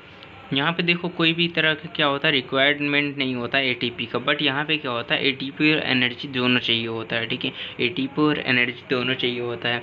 यहाँ पे देखो डाउन हिल प्लस ट्रांसपोर्ट होता है, यहाँ पे अप हिल प्लस ट्रांसपोर्ट होता है। अप हिल क्यों होगा? लोअर से हायर जा रहा है ना भाई, नीचे से ऊपर जाओगे तो अप हिल होगा, अगर हायर टू लोअर आओगे, ऊपर से नीचे आओगे तो क्या हो जाएगा? डाउन हिल हो जाएगा, डाउन हो जाएगा, ठीक है, डाउन हिल गएंगे। ऊपर से नीचे आ रहे हो तो डाउन हिल, नीचे से ऊपर जा रहे हो अप हिल ट्रांसपोर्ट हो जाएगा। अब अगर हम बात करेंगे पैसिव भी फर्दर दो टाइप के होते हैं, ठीक है। अब पैसिव में दो टाइप आता है, सिंपल डिफ्यूजन और facilitated, FACILITATED, facilitated diffusion. Simple diffusion में क्या होता है, हाइड्रोफोबिक और नॉन पोलर सॉल्वेंट होता है। इसकी बात करो तो हाइड्रोफिलिक होता है और पोलर सॉल्वेंट होता है, ठीक है, हाइड्रोफिलिक होता है और पोलर सॉल्वेंट होता है। देन अगर बात करोगे इसमें तो कैरियर प्रोटीन की ज़रूरत नहीं होती यहाँ पे, बट यहाँ पे कैरियर प्रोटीन की ज़रूरत होती है फैसिलिटेटेड डिफ्यूज़न में। यहाँ पे बात करोगे क्या कहता है कि पंप करने के लिए जो प्रोटीन होता है वो है सोडियम और पोटेशियम। पंप प्रोटीन हम आपको कहते हैं किसको? सोडियम और पोटेशियम को कहते हैं। सोडियम और प्रोटीन क्या है? सोडियम और पोटेशियम क्या है? एक पंप प्रोटीन है, ठीक है। अगर हम ऑस्मोसिस की बात करें, ऑस्मोसिस क्या होता है? Movement of water from by diffusion water का मूवमेंट डिफ्यूज़न के द्वारा क्या कहलाएगा? ऑस्मोसिस कहलाएगा। वाटर का मूवमेंट डिफ्यूज़न के द्वारा क्या कहलाएगा? ऑस्मोसिस कहलाएगा।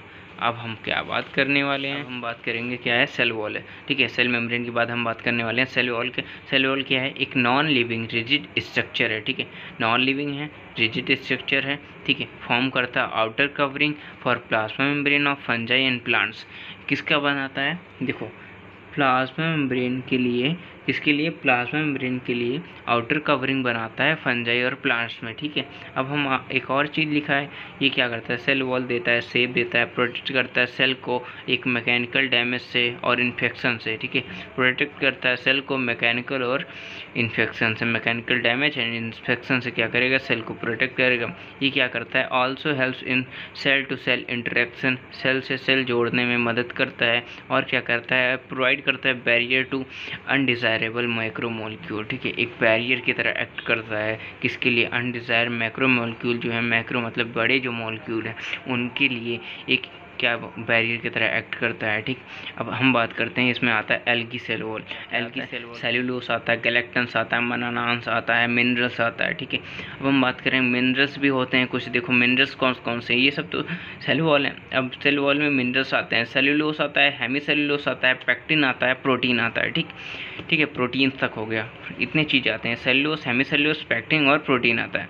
अब हम बात करें cell wall young plant cell में, ठीक है, यंग प्लांट सेल में सेल वॉल कैसा होता है, दो टाइप का होता है, पहला primary cell wall, secondary cell wall.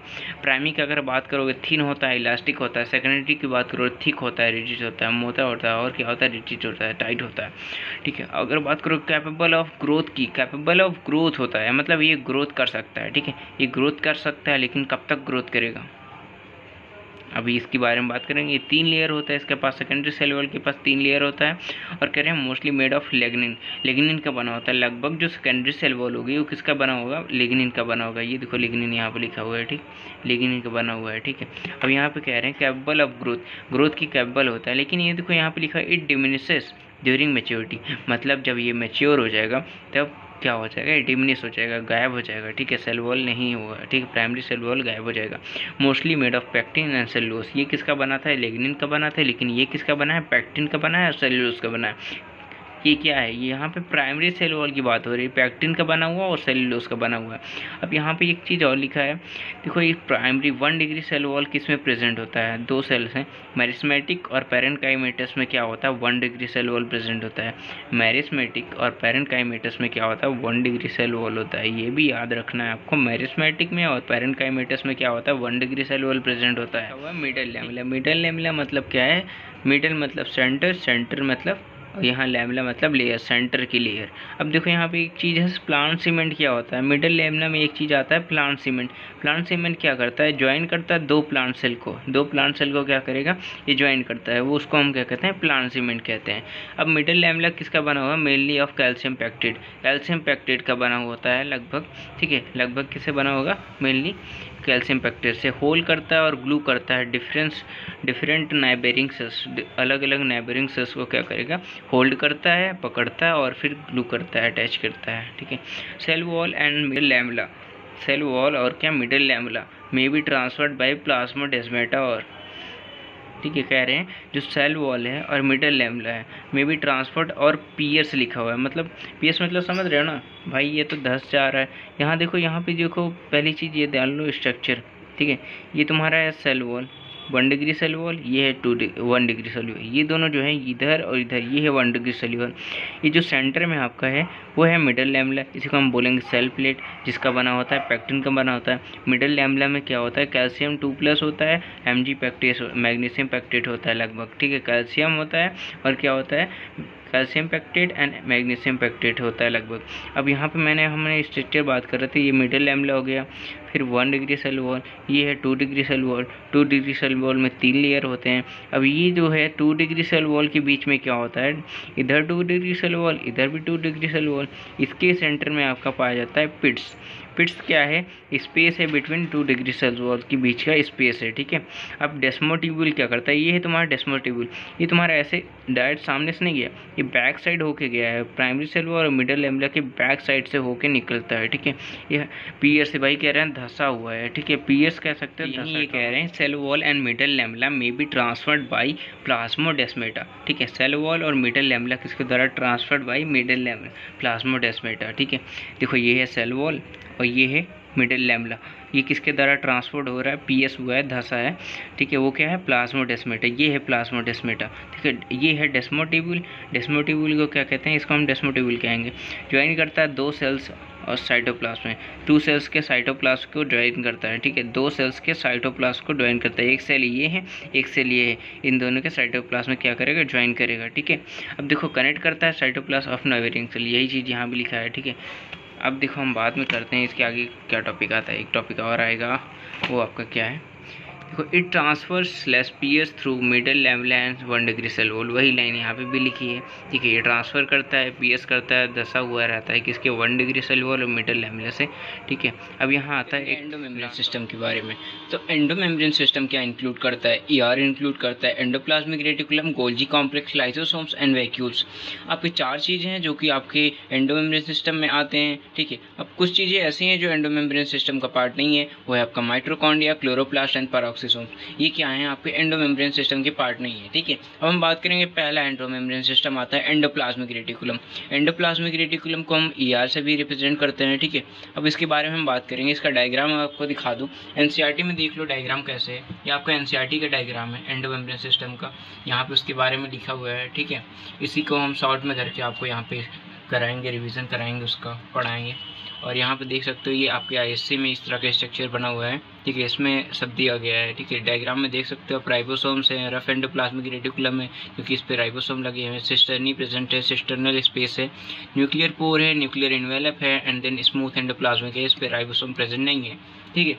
अब देख सकते हो, अगर यहाँ पे देख सकते हो यूपी बोर्ड की बुक है, इसमें देखो इंग्लिश मीडियम में, तो इसमें देखो इसका भी स्ट्रक्चर दिया है, सिस्टर्नी का स्ट्रक्चर ऐसे दिया है अलग अलग करके, इसमें वेसिकल्स ऐसे प्रेजेंट है, ठीक है, और ट्यूब्यूल्स का ये सिस्टम है, ठीक है। ट्यूब्यूल्स इस प्रकार के होते हैं। राइबोसोम्स देख सकते हो यहाँ पे आर वाले हैं, ठीक है, आर राइबोसोम्स लगे हैं, आर पे राइबोसोम प्रेजेंट है। देन अब हम बात कर लेते हैं, ठीक है, आपका जो टॉपिक है उसको शुरू करते हैं। इसका नॉलेज हो गया होगा आपको, डायग्राम देख के पता चल गया होगा क्या क्या आएगा टॉपिक में। तो क्या कह रहे हैं, it is an extensive network of vesicle and tubules in the cytoplasm. देखो ये क्या है, एक एक्सटेंसिव नेटवर्क है, किसका, एक्सटेंसिव मतलब क्या है, बाहर का नेटवर्क है, किसका, वेसिकल्स का और ट्यूब्यूल्स का, किसमें, साइटोप्लाज्म में। बाहर का एक नेटवर्क है, किसका है, वेसिकल्स का। वेसिकल्स क्या है, राउंडेड शेप के होते हैं वेसिकल्स, ठीक है। और ट्यूब्यूल्स क्या हैं, ट्यूब्यूल्स की अगर हम बात करोगे, एसईआर स्मूथ एंडोप्लाज्मिक रेटिकुलम के पार्ट हैं, और राइबोसोम से कोई भी एसोसिएशन नहीं है इनका, राइबोसोम से ये एसोसिएट नहीं करते हैं। और देन सेकंड थिंग ये है, ये ब्रांच होते हैं और अनब्रांच भी हो सकते हैं, ठीक है, ब्रांच भी हो सकते हैं, अनब्रांच भी हो सकते हैं। देन हम क्या बात कर रहे हैं कि एक है एक्सटेंसिव नेटवर्क ऑफ वेसिकल्स का बाहरी नेटवर्क है, ट्यूब्यूल्स का बाहरी नेटवर्क है, किसमें है, साइटोप्लाज्म में। वेसिकल्स और ट्यूब्यूल्स का एक बाहर का नेटवर्क है साइटोप्लाज्म में। देन हम बात करेंगे, सेकंड है इसका, it divides intercellular space into 2 component, मतलब जो अंदर का सेल वाला स्पेस है, सेलुलर स्पेस है, उसको 2 कंपोनेंट में डिवाइड करता है, पहला ल्यूमिनल साइटोप्लाज्म में और दूसरा एक्स्ट्रा ल्यूमिनल साइटोप्लाज्म में। ल्यूमिनल साइटोप्लाज्म क्या है, जो ईआर के अंदर है, इनसाइड एंडोप्लाज्मिक रेटिकुलम के पास है, उसको हम कहेंगे ल्यूमिनल साइटोप्लाज्म। जो आउटसाइड क्या है, एक्सटर्नल ल्यूमिनल है साइटोप्लाज्म, जो साइटोप्लाज्म के आउटसाइड होगा, ठीक है, आउटसाइड साइटोप्लाज्म होगा, उसको एक्स्ट्रा ल्यूमिनल कहेंगे, ठीक है। हम यहाँ पे आउटसाइड लिखना है, रुक जाओ, आउटसाइड लगा देता हूँ मैं, आउटसाइड साइटोप्लाज्म, तो एक्स्ट्रा ल्यूमिनल हो जाएगा।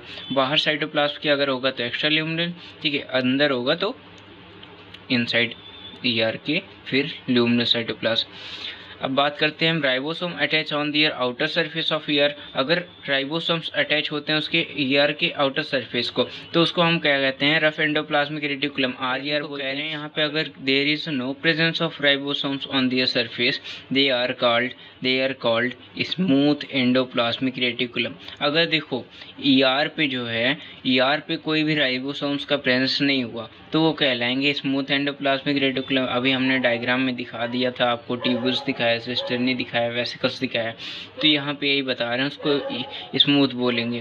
देखो स्मूथ एंडोप्लाज्मिक क्या करता है, ये क्या करेगा, हेल्प करता है मसल्स कॉन्ट्रैक्शन में। मसल्स कॉन्ट्रैक्शन में कैसे हेल्प करेगा भाई, तुम्हारा मसल्स कॉन्स्ट्रक्शन में कैसे हेल्प करेगा? स्टोर करता है कैल्शियम, Ca2+ को स्टोर करता है, जिससे क्या होता है मसल कॉन्ट्रैक्शन में मदद मिलती है। अब देखो ये क्या है, smooth endoplasmic reticulum major site है फॉर सिंथेसिस ऑफ लिपिड। एक देखो साइट है मेजर, किसका सिंथेसिस होता है या फिर फॉर्मेशन कह सकते हो, लिपिड का यहाँ पे सिंथेसिस होता है और फॉर्मेशन होता है किसमें, ईआर में, स्मूथ ईआर में। और एनिमल सेल में बात करो तो लिपिड क्या है, एक स्टेरॉयडल हार्मोन है। एनिमल सेल वाली इसको हम आपको एनसीईआरटी दिखाते हैं, ठीक है। ये थोड़ा शॉर्ट में करके लिख दिया, ज़्यादा ही शॉर्ट हो गया है। यहाँ लिखा हुआ है in animal cell lipid like steroidal hormone, lipid like steroidal hormone are synthesized in SER. कह रहे हैं जो एनिमल सेल है जैसे कि लिपिड है, कौन सा लिपिड, स्टेरॉयडल हार्मोन किसके द्वारा सिंथेसाइज होता है, सिंथेसाइज या फिर फॉर्म होता है एससीआर में होता है, ठीक है। स्टेरॉयडल हार्मोन कहाँ सिंथेसाइज होता है, स्मूथ एंडोप्लाज्मिक रेटिकुलम में, ठीक है। एनिमल सेल में जो तुम्हारा स्मूथ एंडोप्लाज्मिक रेटिकुलम है वो क्या, वहाँ पे क्या सिंथेसाइज होता है, स्टेरॉयडल हार्मोन सिंथेसाइज होता है, ठीक। अब समझिए, अब बात करते हैं हम एंडोप्लाज्मिक रेटिकुलम ऑब्जर्व्ड इन। देखो एंडोप्लाज्मिक रेटिकुलम किस में ऑब्जर्व हुआ, एंडोप्लाज्मिक रेटिकुलम आपका किस में ऑब्जर्व हुआ, the cells actively involve in protein synthesis and secretion.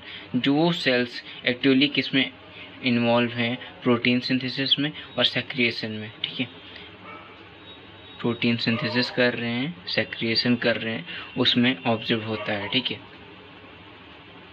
ये ऑब्जर्व किया जाता है आपके एंडोप्लाज्मिक रेटिकुलम में, क्या कि ये जो है प्रोटीन सिंथेसिस करते हैं और क्या करते हैं, सेक्रिएशन करते हैं, ठीक है। प्रोटीन सिंथेसिस में एक्टिवली इन्वॉल्व हैं और सेक्रिएशन में इन्वॉल्व हैं। बात करते हैं एंडोप्लाज्मिक रेटिकुलम के बारे में, बोल रहे हैं कि extensive and continuous with outer membrane of nucleus. ये क्या है, एक्सटेंसिव है, एंडोप्लाज्मिक रेटिकुलम क्या है, एक्सटेंसिव है और किसके साथ कॉन्टिन्यूस होता है, आउटर मेम्ब्रेन, न्यूक्लियस के आउटर मेम्ब्रेन से कॉन्टिन्यूस होता है।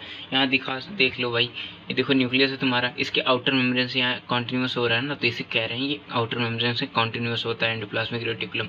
ये न्यूक्लियस में देखो न्यूक्लियर इन्वेलप है न्यूक्लियस का, न्यूक्लियर पोर इसमें प्रेजेंट है। स्मूथ एंडोप्लाज्मिक है, राइबोसोम्स नहीं प्रेजेंट, राइबोसोम्स हैं तो रफ एंडोप्लाज्मिक है। सिस्टर्नी है, ये देखो स्ट्रक्चर बना है ना, इसको सिस्टर्नी बोल रहे हैं। और जो स्पेस है ये सिस्टर्नल स्पेस है, ठीक है। ये इनसाइड वाला है, इसी को हम क्या कहते हैं, luminal. Inside endoplasmic reticulum luminal cytoplasm होगा, आउटसाइड होगा क्या होगा, एक्स्ट्रा ल्यूमिनल साइटोप्लाज्म, ठीक। अब हम बात कर लेते हैं अपना सेकेंड टॉपिक का, वो क्या है आपके आज के टॉपिक है सेकेंड, गोल्जी अपरेटस, ठीक है। गोल्जी अपरेटस आ गया, गोल्जी अपरेटस के बारे में दिखा देते हैं हम आपको एनसीईआरटी में। पहले ये देखो गोल्जी अपरेटस का डायग्राम है आपके एनसीईआरटी में, ठीक है। गोल्जी अपरेटस का डायग्राम है, उसके बारे में यहाँ लिखा हुआ है। देन अगर आपको और कुछ देखना हो डायग्राम और दूसरे टाइप का, वो भी दिखा दूँ मैं, ठीक है। ये देखो ये यहाँ पे एक डायग्राम बना है गोल्जी का, ठीक है। इसमें भी कुछ ज़्यादा ही लेबलिंग है, सिस फेस है, ट्रांस फेस है, सिस्टर्नी है, सिस फेस ऊपर है, ट्रांस फेस नीचे है, सिस्टर्निंग ये है, न्यूली फॉर्म वेसिकल्स हैं, ये सिक्रेटरी वेसिकल्स हैं, ये जो सर्कल है, इनकमिंग ट्रांसपोर्ट वेसिकल्स ये ऊपर है, और ल्यूमेन है, ये जो स्पेस वाला है ये है आपका ल्यूमेन है, ठीक है। ये आपका क्या है, ल्यूमेन है, बारे में बताया सब कुछ, ठीक है। अब इसके टॉपिक को स्टार्ट करते हैं। तो देखो क्या है, गोल्जी अपरेटस जो है फर्स्ट टाइम ऑब्जर्व किसके द्वारा हुआ, कैमिलियो गोल्जी के द्वारा ऑब्जर्व हुआ, इसीलिए इन्होंने ऑब्जर्व किया था, ये इन्हीं का नाम है और इन्होंने अपने नाम से ही क्या रख दिया, इस सेल का नाम रख दिया गोल्जी अपरेटस, ठीक है। एंडोमेम्ब्रेन क्या सिस्टम में ये जो सेल आता है इसका नाम रखा है इन्होंने गोल्जी अपरेटस। फिर आता है ये क्या है, एक डेंसली स्टेन रेटिकुलर स्ट्रक्चर है जो कि कहाँ पाया जाता है, न्यूक्लियर के पास पाया जाता है, ठीक है। डेंसली स्टेन न्यूक्लियर स्ट्रक्चर है, ठीक है, रेटिकुलर स्ट्रक्चर डेंसली स्टेन्ड है और क्या है, रेटिकुलर स्ट्रक्चर है नियर न्यूक्लियर के पास, ठीक। अब बात करते हैं ये क्या कंसिस्ट करता है, बहुत सारी flat disc shape sac consist करता है, ठीक है। Cisternae of 0.5 micrometer to 1.0 micrometer diameter. अभी पिछले डायग्राम में हमने क्या दिखाया था आपको, सिस्टर्नी दिखाया था ना, अगेन दिखा दें क्या, सिस्टर्नी दिखाया था, उनको एक अच्छा सा डायग्राम दिखाते हैं, इससे आपको बेटर समझ में आएगा। देखो बहुत सारी फ्लैट है ना, पतली पतली फ्लैट हैं, ठीक है, डिस्क शेप्ड हैं, और तुम्हारी जो सिस्टर्नी है इसी को बता रहे हैं, जिसका क्या होता है डायमीटर 0.5 माइक्रोमीटर से 1.0 माइक्रोमीटर तक होता है, डायमीटर 0.5 से 1.0 माइक्रोमीटर। डायमीटर किसको कहोगे तुम, ये ब्रेथ लेंथ हो जाएगी, डायमीटर ऐसे ऐसे कहेंगे ना, तो इसका डायमीटर कितना है डायमीटर देखो कितना लिखा हुआ है यहाँ पे अपना 0.5 माइक्रोमीटर से 0.5 माइक्रोमीटर से कितना है 1.0 माइक्रोमीटर है। ठीक है, अब बात करते हैं सिस्टर्नी के बारे में। पहले बात कर लें डिटेल में। सिस्टर्नी की बात हुई, यहाँ पे 0.5 से लेके 1.0 माइक्रोमीटर होता है डायमीटर इसका।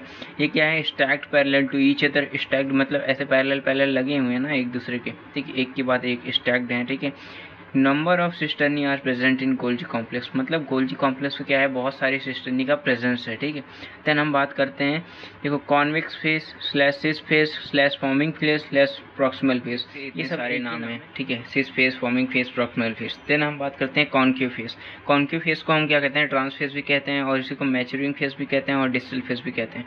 देख लो भाई, कॉन्केव है, कॉन्वेक्स है, सिस फेस है तो यहाँ ट्रांस फेस आएगा, फॉर्मिंग फेस है तो यहाँ मैच्योरिंग फेस आ गया, प्रॉक्सिमल फेस है तो डिस्टल फेस है। मतलब इसके हिसाब से अपोजिट ही समझ लो उसका। ठीक है, जो बता रहा है। और यहाँ पे देखो एक चीज़ और लिखा है रेड पेन से, क्या है, दोनों ऑर्गेनलीज क्या है, बोथ ऑर्गेनलीज आर क्या है, दोनों ऑर्गेनलीज क्या हैं, एंटायरली अलग हैं एक दूसरे से, लेकिन इंटरकनेक्टेड है। कह रहे हैं मतलब कि अगर देखा जाए तो एक तरह से पूरी तरह से अलग हैं, लेकिन जो है एक दूसरे से जुड़े हुए हैं। ठीक है, एक दूसरे से इंटरकनेक्टेड है। और देखो इसको जो कॉन्केव फेस है वो characterized by presence of small transitional vesicles और ट्यूबुल्स। ये कैसे पता चलता है, कॉन्केव फेस आपको कैसा पता चलेगा, उस पर देखो प्रेजेंस होगा स्मॉल ट्रांजिशन वेसिकल्स का प्रेजेंस होगा उस पर, और ट्यूबुल्स होंगे। ठीक है, तब जाके आपको पता चल जाएगा भाई ये कॉन्केव फेस है आपका। ठीक है, कॉन्केव फेस है। अब आगे बात करेंगे, आपका कॉन्केव फेस हो गया। अब गोल्जी अपरेटस में और क्या क्या चीज़ें आती हैं, जो वेसिकल्स हैं वो from ER fuses with cisternae face. अच्छा देखो, कह रहे हैं जो वेसिकल्स हैं ईआर से फ्यूज होते हैं, जो वेसिकल्स हैं फ्रॉम ईआर फ्यूज होते हैं सिस फेस स्ट्रक्चर से, और मूव कर जाते हैं किसके, मैच्योरिंग फेस की तरफ।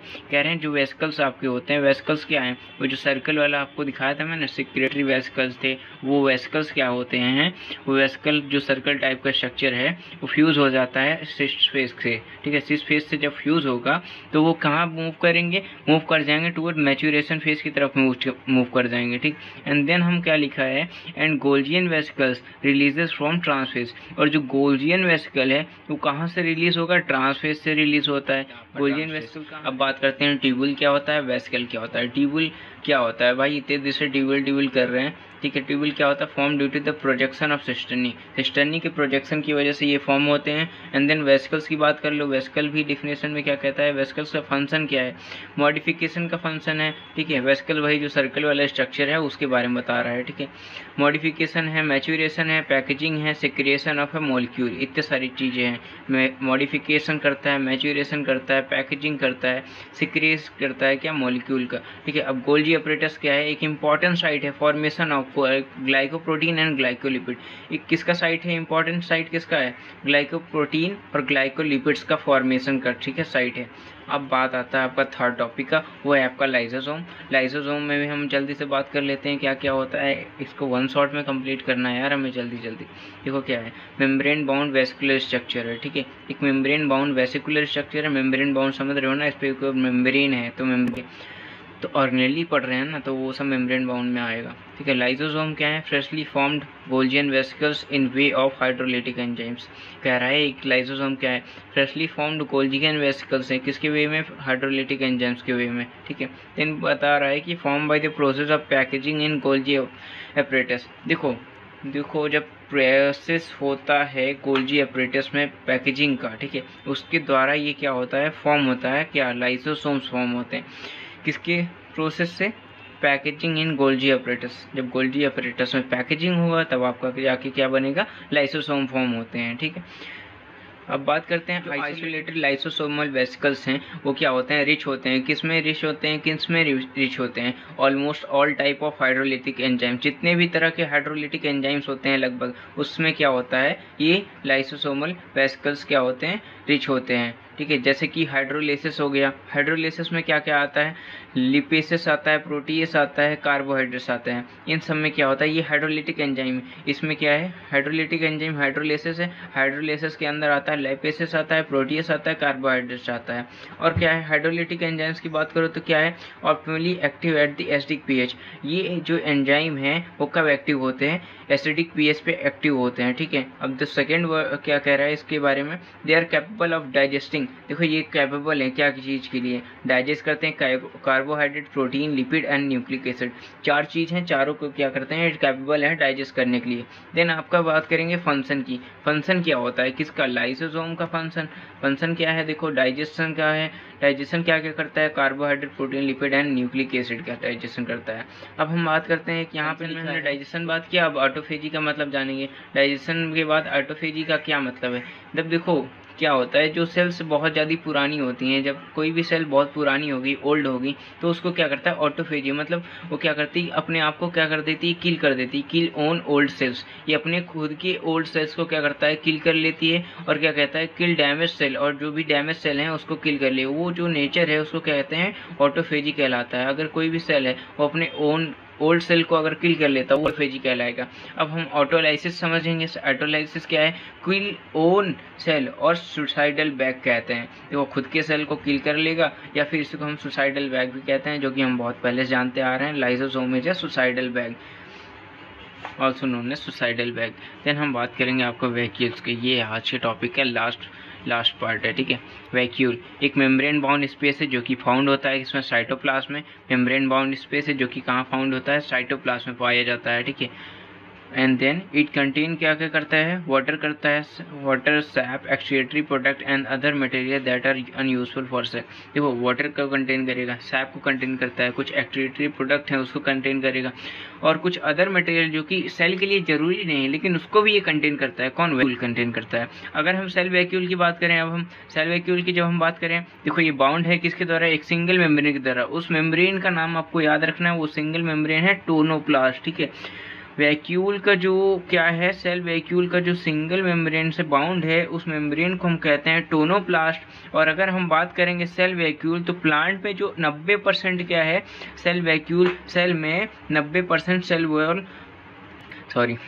वैक्यूल देखो बाउंड बाय सिंगल में। अगर हम देखो यहाँ लिखा हुआ cell vacuole in plant 90% of volume occupy by cell volume in the cell, ठीक है। कह रहे हैं जो देखो प्लांट में जो है सेल वैक्यूल के द्वारा सेल में जो उसका 90% वॉल्यूम है वो किसके द्वारा ऑक्यूपाई होता है, सेल वैक्यूल के द्वारा, ठीक है। सेल वैक्यूल क्या करता है, आपका प्लांट में 90% वॉल्यूम ऑक्यूपाई करता है प्लांट के सेल में, ठीक है। 90% वॉल्यूम ये ऑक्यूपाई करता है, 10% बाकी जो बचा वो ऑक्यूपाई करते हैं, ठीक है। टोनोप्लास्ट की बात करो, अगर प्लांट में क्या करता है, कंटेन करता है पंप प्रोटीन को कंटेन करेगा, जो कि क्या करता है, पंप प्रोटीन क्या करेगा, ट्रांसपोर्ट करता है आयंस को from cytoplasm to cell sap against the concentration gradient in vacuole. कह रहे हैं जो कंटेन करता है पंप प्रोटीन को कंटेन करेगा ये, ठीक है। टोनोप्लास्ट क्या करता है, पंप प्रोटीन को कंटेन करता है। पोटेशियम और सोडियम होता है, आई थॉट हाँ यही होता है, पंप प्रोटीन पोटेशियम और सोडियम को कंटेन करता है, ठीक है। विच ट्रांसपोर्ट आयंस फ्रॉम, जो कि ये क्या करता है, आयंस को ट्रांसपोर्ट करता है कहाँ से, साइटोप्लाज्म से सेल सैप की तरफ, ठीक है। अगेंस्ट द कंसंट्रेशन ग्रेडियंट के अगेंस्ट वैक्यूल के अंदर, ठीक है। इन वैक्यूल लिखा है, वैक्यूल के अंदर। देन आपका बात आता है टोनोप्लास्ट की। टोनोप्लास्ट क्या करता है, concentration high vacuole as comparison to cytoplast. कह रहे हैं जो टोनोप्लास्ट है उसमें जो है वैक्यूल का जो कंसंट्रेशन होता है वो ज़्यादा होता है। टोनोप्लास्ट में वैक्यूल का कंसंट्रेशन ज़्यादा होता है किसके पर से कंपेरिजन में, साइटोप्लास्ट की कंपेरिजन में। अगर हम साइटोप्लास्ट की बात करें तो उसमें जो है क्या होता है, टोनोप्लास्ट उतना नहीं होता है जितना वैक्यूल में होता है, ठीक है। वैक्यूल में क्या होता है, कंसंट्रेशन ज़्यादा होता है टोनोप्लास्ट का, ठीक है। अब हम बात करें अमीबा की। अमीबा क्या है, एक कॉन्ट्रैक्टाइल वैक्यूल है, इंपॉर्टेंट फॉर एक्सक्रिएशन है, ठीक है। एक कॉन्ट्रैक्टाइल वैक्यूल है जिसको वो किसके लिए जरूरी है, एक्सक्रिएशन के लिए जरूरी है। देन अगर हम बात करें अमीबा क्या है, एक फूड वैक्यूल है, ठीक है। फूड वैक्यूल में पाया जाता है, फाउंड इन फूड वैक्यूल्स, ठीक है। अब हम बात करें प्रोटिस्ट में। प्रोटिस्ट क्या है, food vacuoles are form by the engulfing the food particles. अब देखो कह रहे हैं फूड वैक्यूल्स किसके द्वारा फॉर्म होते हैं प्रोटिस्ट में, by engulfing the food particles को इंगल्फ करके उसके बाद जाके फूड वैक्यूल्स फॉर्म होते हैं, किसमें, प्रोटिस्ट में। इंगल्फ मतलब आप समझ रहे हो, इंगल्फ मतलब किसी चीज़ को इंगल्फ मतलब समझ रहे हो ना, निगल जाना या फिर खा जाना, ठीक है। इंगल्फ, ठीक है, वो होता है आपका इंगल्फ। जैसे लाइसोसोम इंगल्फ कर लेता है किसको डैमेज सेल को, और उसे हम कहते हैं इसीलिए सुसाइडल बैग। इसी तरह ये भी है प्रोटिस्ट और लाइसोसोम में, ठीक है। लाइसोसोम का बात अलग था। अब यहाँ पे देखो प्रोटिस्ट क्या करता है। In the topic cell the unit of life we will discuss about the topic mitochondria. You will see in NCERT mitochondria here written, and about this written here and also in this page. The diagram was seen in the NCERT like this. And if you want to see the diagram in ISC, this is the diagram in IC book, and in the UP board English medium there is a diagram. So we start the topic mitochondria. It is not clearly visible under microscope. कह रहे हैं ये जो है mitochondria वो clear visible नहीं होता है माइक्रोस्कोप के अंदर, ठीक है, माइक्रोस्कोप के अंदर क्लियरली दिखाई नहीं देता है। देन कह रहे हैं to visualize it using a dye, इसको देखने के लिए क्या करते हैं, विजुअलाइज करने के लिए, ठीक है, क्या करते हैं, एक डाई का यूज़ करते हैं। उस डाई का क्या नाम है, Janus green, JANUS and green, ठीक है, जैनस ग्रीन नाम है उस डाई का जो डाई यूज़ किया जाता है इसको विजुलाइज करने के लिए, देखने के लिए, ठीक है। अगर हम बात करेंगे इन per cells mitochondria number depends on the physiological activity of the cells and also in shape and size considerable able to degree of variability observe. कह रहे हैं जो देखो क्या है, हर एक सेल्स में जो माइटोकॉन्ड्रिया का नंबर है वो किस चीज़ पे डिपेंड करता है भाई, जो माइटोकॉन्ड्रिया का नंबर है वो इस पर भी डिपेंड करता है सेल्स का फिजियोलॉजिकल एक्टिविटी क्या है माइटोकॉन्ड्रिया में, सेल्स के अंदर कौन से सेल्स में किस टाइप का माइटोकॉन्ड्रिया एक्टिविटी कर रहा है, ठीक है, और इसी हिसाब से उसका शेप भी डिपेंड करता है, साइज भी आ जाता है, ठीक है। अगर मान लो कोई भी सेल है बहुत ज़्यादा एक्टिविटी करेगा तो उसका स्ट्रक्चर अलग हो जाएगा, कोई कम है तो जैसा जिसका फंक्शन फिजियोलॉजिकल एक्टिविटी है उसके हिसाब से इसका क्या होता है, शेप होता है, साइज होता है, और फिर कह सकते हैं डिपेंड कर सकते हैं माइटोकॉन्ड्रिया भी। वेरिएबिलिटी क्या है, यहाँ लिखा हुआ है डिग्री ऑफ वेरिएबिलिटी ऑब्जर्व, मतलब उतना डिग्री ऑफ वेरिएबिलिटी ऑब्जर्व होगा, ठीक है, जिस प्रकार होगा उस प्रकार इसमें डिग्री ऑफ वेरिएबिलिटी मतलब भेदभाव मिलेगा, ठीक है। अब शेप की बात करेंगे हम यहाँ पे देखो सॉसेज शेप भी होता है या फिर सिलेंड्रिकल बोल सकते हैं, जिसका डायमीटर कितना होता है 0.2 से लेके 1.0 माइक्रोमीटर होता है। अगर लेंथ की बात करेंगे 1.0 से लेके 4.1 माइक्रोमीटर होता है इसका लेंथ, और डायमीटर कितना होता है 0.2 से 1.0 माइक्रोमीटर, और इसको हम एवरेज अगर बोलेंगे तो 0.5 माइक्रोमीटर होता है, ठीक है, एवरेज साइज अगर बोल सकते हो आप 0.5 माइक्रोमीटर। देन बात करते हैं हर एक माइटोकॉन्ड्रियन क्या होता है, डबल मेम्ब्रेन बाउंड स्ट्रक्चर है, हर एक माइटोकॉन्ड्रियन क्या है, एक डबल मेम्ब्रेन बाउंड स्ट्रक्चर है, ठीक है, with outer membrane and inner membrane. Double membrane है जिसके पास क्या होगा, आउटर मेम्ब्रेन है, इनर मेम्ब्रेन भी होगा। अगर हम इनर मेम्ब्रेन की बात करें ये डिवाइड होता है in lumen distinctly into 2 aqueous chamber. देखो ये क्या होता है, डिवाइड होता है इसके ल्यूमेन में 2 पार्ट में, ठीक है, lumen distinctly into 2 aqueous compartment. अब वो 2 एक्वस कंपार्टमेंट क्या होगा, इनर कंपार्टमेंट होगा और आउटर होगा। 2 एक्वस कंपार्टमेंट क्या है, इनर और आउटर कंपार्टमेंट है। अगर हम बात करें इनर कंपार्टमेंट क्या होगा, आउटर कंपार्टमेंट क्या होगा, हम आपको डायग्राम में एक बार दिखा देते हैं, उससे आपको क्लियर हो जाएगा क्या है इनर कंपार्टमेंट क्या है, आउटर कंपार्टमेंट, ठीक है। इनर कंपार्टमेंट देख सकते हो आप, देखो एक इनर, पहले हम मेम्ब्रेन की बात कर लें, एक आउटर मेम्ब्रेन होता है, एक इनर मेम्ब्रेन होता है, ठीक है। यहाँ मैट्रिक्स है, ठीक है, पहले स्ट्रक्चर देख लो आप, मैट्रिक्स है, ठीक है, जो इनर मेम्ब्रेन के क्या अंदर प्रेजेंट है वो मैट्रिक्स, और ये जो फोल्डिंग्स हैं, ठीक है, इसको हम बोल रहे हैं क्रिस्टी बोल रहे हैं, और ये जो स्पेस है इनर मेम्ब्रेन और आउटर मेम्ब्रेन के बीच में उसको हम क्या करेंगे, इंटर मेम्ब्रेन स्पेस बोलते हैं, इंटर मेम्ब्रेन स्पेस बोलते हैं। अब इसमें देखो और कुछ स्ट्रक्चर के बारे में नहीं लगा हुआ, दूसरे डायग्राम में दिखाते हैं आपको, इसमें देख सकते हो आप, इसमें देखो एक क्रिस्टी है, ठीक है, और डीएनए भी प्रेजेंट है इसमें, राइबोसोम्स ये ग्रीन वाले हैं। देन आपका outer membrane, inner membrane, inter membrane space हो गया। और क्या है, इनर कंपार्टमेंट की बात कर लो, पहले क्या है कि filled with a dense homogeneous substance जिसको मैट्रिक्स कहते हैं। कह रहे हैं जो भरा होता है किस चीज़ से, डेंस होमोजीनस सब्सटेंस है, मैट्रिक्स उसको बोलते हैं। अभी हमने दिखाया आपको मैट्रिक्स क्या होता है, ठीक है, मैट्रिक्स आप देख लो फिर से क्या होता है, जो ग्रीन कलर का स्ट्रक्चर एनसीईआरटी में वो आपका मैट्रिक्स है, ठीक है, इनर मेम्ब्रेन के अंदर है, ठीक है। वो किससे बनता है भाई, इनर कंपार्टमेंट के द्वारा होता है, ठीक है, जो बनता है एक्वस कंपार्टमेंट, इनर कंपार्टमेंट क्या बनेगा, मैट्रिक्स बन जाएगा। It forms number of infoldings cristae. अब देखो मैट्रिक्स में क्या होता है, ये क्या करता है, फॉर्म करता है नंबर ऑफ इनफोल्डिंग्स फॉर्म करेगा जिसको हम बोलते हैं क्रिस्टी, और किसकी तरफ, मैट्रिक्स की तरफ, ठीक, मैट्रिक्स की तरफ फॉर्म हो रहा है ना, देखो भाई मैट्रिक्स की तरफ फॉर्म, ये मैट्रिक्स है तो इसकी तरफ ये देखो क्रिस्टी बन रहा है, ये देखो क्रिस्टी बन रहे हैं, ये देखो क्रिस्टी बन रहे हैं, ये कह रहे हैं मैट्रिक्स की तरफ बन रहा है आपका क्रिस्टी बन रहा है। देन कह रहे हैं अगर क्रिस्टी की बात करो, ठीक है, ये जो इनफोल्डिंग्स है उसकी वजह से क्या होता है, देखो इंक्रीज करता है सरफेस एरिया को बढ़ाता है, ठीक है, इनफोल्डिंग्स जितने भी हैं उसके कारण क्या बनता है, सरफेस एरिया बढ़ जाती है भाई, क्रिस्टी बनेंगी। कोई चीज़ अगर मान लो कंजेस्टेड है, कंजेस्टेड करने लंबी चीज़ है, आपको उसको कंजिस्ट करनी है, ज़्यादा और कम स्पेस में रखें, उसको मोड़ के रखना पड़ेगा ना, तो वही है, मोड़ के रखोगे तो ज़्यादा एरिया मिल जाएगा आपको, ठीक। आउटर कंपार्टमेंट की बात करोगे तो ये फॉर्म करता है लिमिटिंग बाउंड्री ऑफ ऑर्गेनेली की जो है लिमिटिंग बाउंड्रीज कौन फॉर्म करेगा, आउटर कंपार्टमेंट फॉर्म करता है। अगर हम आउटर कंपार्टमेंट की बात करें तो ये क्या है, मोर परमिएबल है किससे, इनर मेम्ब्रेन से। आउटर मेम्ब्रेन क्या है, ज़्यादा परमिएबल है किससे, इनर मेम्ब्रेन से। अगर हम इनर मेम्ब्रेन की बात करें लेस परमिएबल है देन आउटर मेम्ब्रेन। देखो इसका क्या मतलब है भाई, जो मोर परमिएबल है, लेस परमिएबल है, इसका क्या मतलब है? बात हो रही है ना परमिएबल की, अगर एक साइड से दूसरे साइड में किसी चीज़ का ट्रांसफ़र हो रहा है, मॉलिक्यूल का ट्रांसफ़र हो रहा है, उसको हम परमिएबिलिटी कह सकते हैं, ठीक है। तो वहाँ पे सेल्स का जो ट्रांसफ़र हो रहा है परमिएबल की वजह से वो ट्रांसफ़र हो पा रहा है, परमिएबल नहीं होता किसी चीज़ का ट्रांसफ़र नहीं होता। वही कह रहे हैं कि मोर परमिएबल देन इनर मेम्ब्रेन, तो आउटर मेम्ब्रेन ज़्यादा परमिएबल, मतलब उसका मतलब है आउटर मेम्ब्रेन से ज़्यादा चीज़ें क्या होती हैं, एक्सचेंज हो जाती हैं, ठीक है। इनर मेम्ब्रेन उतना परमिएबल नहीं है, इससे ज़्यादा कुछ चीज़ें क्या होंगी, एक्सचेंज नहीं हो पाएंगे, ठीक। यही कहने का मतलब है। अगर हम बात करें both inner and outer membrane, अगर हम दोनों की बात करते हैं, हैव ओन स्पेसिफिक एंजाइम, दोनों के पास एक स्पेसिफिक एंजाइम होता है, खुद का स्पेसिफिक एंजाइम होता है, उसको हम क्या कहते हैं, जो कि एसोसिएट किससे करता है, माइटोकॉन्ड्रियल फंक्शन से एसोसिएट करता है, ठीक है। माइटोकॉन्ड्रिया के फंक्शन से एसोसिएट करता है, ये इसका फंक्शन कहलाता है, ठीक है। अब माइटोकॉन्ड्रिया की बात कर लो, ये देखो साइट है एरोबिक रेस्पिरेशन के एक साइट है। देन हम और बात करते हैं, आपका प्रोड्यूस करता है, प्रोड्यूस क्या करेगा, cellular energy in the form of ATP. देखो सेल्यूलर एनर्जी क्या पड़ेगा, मतलब सेल्यूलर मतलब सेल से एनर्जी क्या करता है, किसके फॉर्म में, एटीपी के फॉर्म में प्रोड्यूस करता है, ठीक है। Also known as power house of the cell, mitochondria को हम ये भी तो जानते हैं power house of the cell भी कहा जाता है। डिवाइड होता है किसके द्वारा, फ्यूजन के द्वारा, बाइनरी फ्यूजन के द्वारा होता है, ठीक है। डिवीज़न की बात करोगे बाइनरी फ्यूजन होता है। मैट्रिक्स की जब हमने बात किया, ये क्या प्रोसेस करता है, सिंगल सर्कुलर डीएनए मॉलिक्यूल और कुछ आरएनए मॉलिक्यूल और राइबोसोम 70S वाले, ठीक है। मैट्रिक्स में 70S राइबोसोम होते हैं और प्रोटीन सिंथेसिस कंपोनेंट्स भी क्या करता है, कंटिन्यू में हम बात करेंगे प्लास्टिड की हम बात करें एनसीईआरटी से, ठीक है। It is found in all plant cell, ये लगभग सभी प्लांट सेल में पाया जाता है, ठीक है, प्लांट सेल में, और यूग्लिनोइड्स में पाया जाता है, यूग्लिनोइड्स भी पाया जाएगा। अगर इजीली ऑब्जर्व अंडर माइक्रोस्कोप, वहाँ देखो माइटोकॉन्ड्रिया क्या बात किए थे, वो भाई इजीली ऑब्जर्व नहीं होगा माइटोकॉन्ड्रिया के अंदर, बट ये जो है आपका इजीली ऑब्जर्व हो जाएगा माइटोकॉन्ड्रिया के अंदर। अगर हम बात करेंगे बियर सम स्पेसिफिक पिगमेंट, ये क्या करता है, कुछ इसके पास क्या होते हैं, बियर होता है भाई, बियर मतलब इसके पास क्या होता है, कुछ सम स्पेसिफिक पिगमेंट होते हैं, बियर करता है, जो क्या करते हैं, ये क्या करते हैं, पिगमेंट क्या करते हैं, एब्जॉर्ब करते हैं सनलाइट को और अलग अलग क्या करते हैं, कलर देते हैं।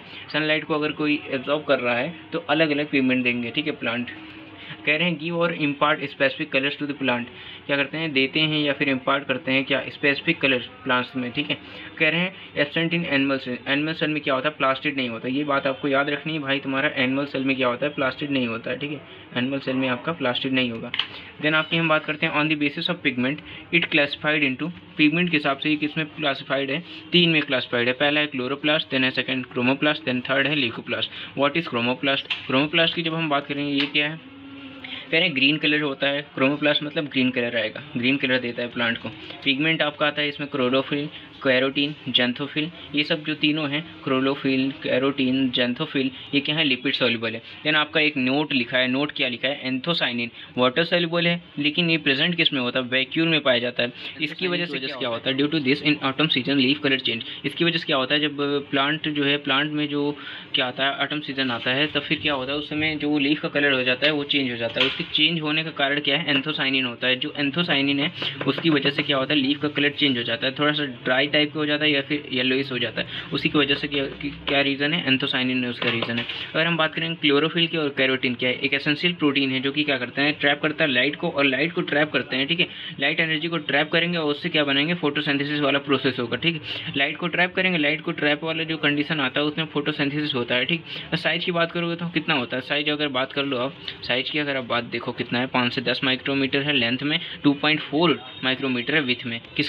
किसका साइज बात कर रहे हैं, क्लोरोप्लास्ट की बात कर रहे हैं। साइज होता है 5 से 10 माइक्रोमीटर लेंथ में, 2.4 माइक्रोमीटर होता है विथ में। शेप की बात करूँ कि राउंड होता है, येलो ओवल होता है, ठीक है। और भी साइज हैं, ठीक है, यही शेप है। और भी इसको हम क्या क्या कह सकते हैं, लेंस शेप भी कह सकते हैं, ओवल कह सकते हैं, स्पायरल कह सकते हैं, डिस्क्वायड कह सकते हैं, और क्या कह सकते हैं, रिबन लाइक भी कह सकते हैं। ये सारे शेप हो जाएंगे इसके। बात करते हैं नंबर की, एक होता है क्लैमाइडोमोनास में, एक कितना होता है, एक क्या होता है, क्लोरोप्लास्ट होता है किसमें, क्लैमाइडोमोनास में। और 20 से 40 होते हैं किसमें, in mesophyll cells of leaf. Mesophyll cells of leaf में कितने होते हैं, 20 से लेकर 40 होते हैं इसका नंबर क्लोरोप्लास्ट का, ठीक है। क्लोरोप्लास्ट का नंबर क्या होता है, 20 से लेकर 40 तक होता है, ठीक है। अब हम बात करेंगे किसकी, क्रोमोप्लास्ट की। देखो कलरफुल है, लेकिन कौन से कलर को छोड़ के, ग्रीन कलर को छोड़ के। पिगमेंट की बात करोगे, कैरोटीन आता है। कैरोटीन कैसा है, ऑरेंज कलर का है। ये क्या है, एक फैट सॉल्युबल है। कैरोटीन पिगमेंट, कैरोटिनॉइड पिगमेंट है। ये फैट सॉल्युबल कैरोटिनॉइड पिगमेंट है। कैरोटिनॉइड पिगमेंट कौन है? क्रोमोप्लास्ट, ठीक है, आपका एक फैट सॉल्युबल कैरोटिनॉइड पिगमेंट है। देन आपका ज़ैंथोफिल की बात करोगे, इसलिए क्या है, येलो कलर होता है, बट सम देखो वो येलो कलर तो होता है लेकिन सम क्या होता है, ब्राउन, एक्सेप्शनली रेड कह सकते हो। देखो येलो कलर का होता है लेकिन कुछ क्या होते हैं, ब्राउन होते हैं। ब्राउन को हम एक्सेप्शनली या फिर कह सकते हैं, ब्राउन को हम क्या कह सकते हैं, रेड कह सकते हैं, रेड भी कह सकते हैं, ठीक है।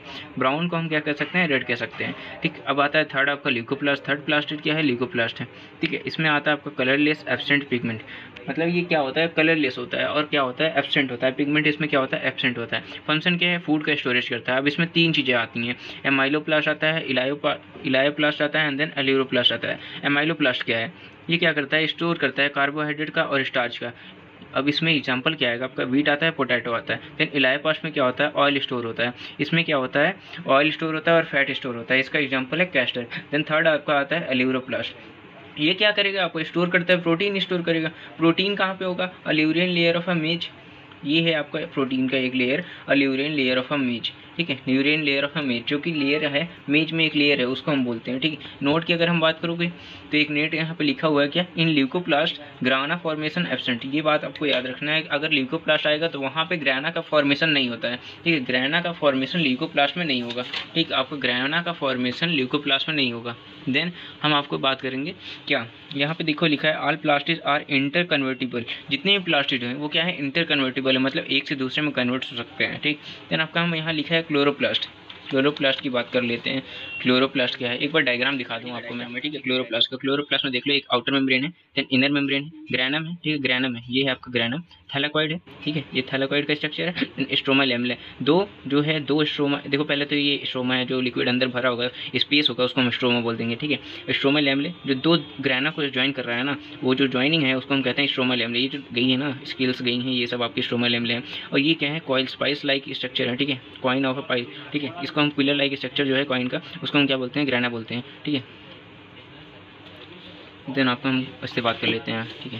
देखो क्लोरोप्लास्ट क्या है, मेजॉरिटी ऑफ क्लोरोप्लास्ट में बात करते हैं। Majority of chloroplast of green plants found in mesophyll cells of the leaves. देखो लगभग जितने भी क्लोरोप्लास्ट हैं वो कहाँ पाए जाते हैं, ग्रीन प्लांट्स की, ग्रीन प्लांट्स पे जितने भी क्लोरोप्लास्ट वो पाए जाते हैं मेसोसेल्स ऑफ लीव्स में, ठीक है, लीव्स के मेसोसेल सेल्स में। अगर आपको शेप्स की बात करो, क्लोरोप्लास्ट की लेंस शेप्ड होता है, ओवल होता है, स्पेरिकल होता है, डिस्क्वाइड होता है, रिबन लाइक होता है, ठीक है। ये शेप्ड हमें अभी पीछे भी बात किया था। देन आपका एक टॉपिक आता है क्या, लाइक माइटोकॉन्ड्रिया। माइटोकॉन्ड्रिया की तरह क्या होता है, क्लोरोप्लास्ट और डबल मेम्ब्रेन बाउंड। जैसे कि माइटोकॉन्ड्रिया डबल मेम्ब्रेन बाउंड होता है, तो क्लोरोप्लास्ट भी क्या होता है, डबल मेम्ब्रेन बाउंड है, ठीक है। इनर मेम्ब्रेन की बात करेंगे, इनर मेम्ब्रेन क्या है, लेस परमेबल है आउटर मेम्ब्रेन से। देन बात आता है स्ट्रोमा क्या है, स्ट्रोमा क्या है, स्पेस है, ठीक है, जो कि limited by inner membrane of this chloroplast. कह सकते हो एक स्पेस है in the inner membrane of the chloroplast. अगर आप इसको ना पढ़ो, ठीक है, एक लिमिटेड स्पेस है, मतलब जहाँ जहाँ चीज़ें कुछ भी नहीं है, ठीक है, जहाँ जहाँ कोई भी लिक्विड प्रेजेंट है वही लिक्विड क्या है, स्ट्रोमा है। या फिर कह सकते हैं space in the inner membrane of the chloroplast, जो स्पेस है, the rest space in the inner membrane of the chloroplast, that is called stroma. ये भी आप बोल सकते हो। स्ट्रोमा आपको हमने दिखाया अभी स्ट्रक्चर में, क्या है ये देखो, जो ग्रीन कलर का स्ट्रक्चर जो खाली वाली स्पेस में भरा है वो आपका स्ट्रोमा, एक लिक्विड है, समझ लो, ठीक। अब हम बात करते हैं क्या, थैलाकॉइड्स की। Number of organized flatten membranous sac, ठीक है, number of organized flatten membranous sac, ठीक है। क्या कह रहे हैं, number of organized flatten layer of sac, क्या है मतलब है, बहुत सारे क्या है, ऑर्गेनाइज हैं फ्लैटेन मेम्ब्रेनस सैक, ठीक है, जो कि किस में प्रेजेंट है, स्ट्रोमा में प्रेजेंट होता है। They are arrange in a stack, like stack की तरह अरेंज होते हैं, जैसे कि piles of a coins. Piles of a coins समझ रहे हो ना, देखो पाइल्स ऑफ अ कॉइन्स, एक के ऊपर एक कॉइन्स अरेंज हुआ है, उसको हम क्या बोलते हैं, ग्रैना बोलते हैं। और इंटीग्रैनल थैलाकॉइड्स बोलते हैं, ग्रैना और इंटरग्रैनल थैलाकॉइड बोलेंगे, इंटरग्रैनल थैलाकॉइड, ये दूसरा नाम है ग्रैना का, इसको भी याद रखना पड़ेगा आपको। बहुत सारे जब कॉइन्स एक के ऊपर एक आ जाएंगे, उस स्ट्रक्चर को हम बोलते हैं पाइल्स ऑफ अ कॉइन्स, ठीक है। और इसको कंप्लीट को हम क्या बोलेंगे, ग्रैना बोलेंगे। अब हम बात करेंगे स्ट्रोमा लैमेला की, ठीक है। स्ट्रोमा लैमेला मतलब स्ट्रोमा की लेयर की, ठीक है, लैमेला मतलब लेयर होता है, स्ट्रोमा लेयर की बात करेंगे तो फ्लैट होता है, membranes tubules connecting the thylakoid of the different grana, ठीक है। कहते हैं ये क्या है, स्ट्रोमा लैमेला हमने दिखाया ना, और जो दो ग्रैना को ज्वाइन कर रहा है, ये देखो स्ट्रोमा लैमेला है, ठीक, ये देखो stroma lamella. Enzymes required for the synthesis of carbohydrates and protein. देखो एंजाइम्स जो कि किसके लिए जरूरी है, synthesis of carbohydrates and protein contain by, वो किसके द्वारा, जो एंजाइम्स जो कि जरूरी है synthesis of carbohydrate and protein, वो किसके द्वारा कंटेन होता है, stroma of chloroplast. Stroma of chloroplast से कौन सा एंजाइम कंटेन होता है, वो एंजाइम जो कि जरूरी है synthesis of carbohydrate and protein, उसको कौन करता है कंटेन, स्ट्रोमा ऑफ क्लोरोप्लास्ट का स्ट्रोमा कंटेन करता है। और हम बात करेंगे ये क्या क्या, ये देखो स्ट्रोमा ऑफ क्लोरोप्लास्ट क्या क्या और भी कुछ कंटेन करता है। स्मॉल डबल स्टैंडर्ड है, देखो हाँ कह रहे हैं ये देखो कैसा स्ट्रक्चर के बारे में उसकी बता रहे हैं ना, स्मॉल है, डबल स्टैंडर्ड है, सर्कुलर डीएनए और सर्कुलर डीएनए मॉलिक्यूल है, ठीक है, small double standard circular DNA molecule, ये आपका मॉलिक्यूल लिखा है, ठीक है, यहाँ डॉट लगाया, आगे कंप्लीट नहीं है। एंड राइबोसोम्स कितने चीज़ आ रहे हैं, ये देखो क्या क्या कंटेंट करता है, स्ट्रोमा क्लोरोप्लास्ट में क्या आता है, small double standard DNA circular DNA molecule and ribosomes, इतनी चीज़ आएंगी। क्लोरोफिल पिगमेंट की अगर बात करोगे तो प्रेजेंट होता है किसमें, थैलेकॉइड में, एक क्लोरोफिल पिगमेंट है जो कि प्रेजेंट होता है किसमें, थैलेकॉइड में, ठीक। क्लोरोप्लास्ट राइबोसोम्स की बात करो, क्लोरोप्लास्ट राइबोसोम क्या है, आर स्मॉलर 70s, क्लोरोप्लास्ट में कौन से राइबोसोम प्रेजेंट होंगे, स्मॉलर वाले 70s वाले, देन द साइटोप्लाज्मिक राइबोसोम। देखो यहाँ पे इसको समझो ये क्या लिखा हुआ है, कह रहे हैं जो कंपेरिजन कर लो, अगर क्लोरोप्लास्ट राइबोसोम्स की बात करो वो स्मॉल होते हैं, किससे, साइटोप्लाज्मिक राइबोसोम से, साइटोप्लाज्मिक राइबोसोम लार्ज होते हैं जिसका साइज क्या होता है, कह रहे हैं जो 80s वाला है वो आपका लार्ज होगा और 70s वाला क्या होगा, स्मॉल होगा। सो ये आपका topic complete of life ribosome. Prokaryotes में क्या होता है, ribosome associated with plasma membrane, किससे एसोसिएटेड होता है, प्लाज्मा मेम्ब्रेन से क्या करता है, राइज करता है, ठीक है। और साइज की अगर बात करो 15 नैनोमीटर बाई 20 नैनोमीटर, अभी इससे पहले हमने बात किया सेल साइज और शेप वाले टॉपिक में 16 नंबर पे था क्या, राइबोसोम का साइज 15 नैनोमीटर बाई 20 नैनोमीटर, जो कि बना होता है 50 एंड 30s से 50s एंड 30s से बनता है, ताकि क्या बनता है, ये जब क्या बनाते हैं 50 + 30 क्या बनाते हैं 70s बनाते हैं, ये क्या है, प्रोकैरियोटिक राइबोसोम से। अब सोचो कि 80s क्यों नहीं होता है, यहाँ भाई अलग मैथमेटिक्स में मत जाना, ये बस याद कर लो 50s और 30s क्या होता है 70s मिल के बनता है, जो किस में पाया जाता है, प्रोकैरियोटिक राइबोसोम में क्या होता है 70s होता है, प्रोकैरियोटिक राइबोसोम में क्या प्रेजेंट होता है 70s राइबोसोम होता है, ठीक है।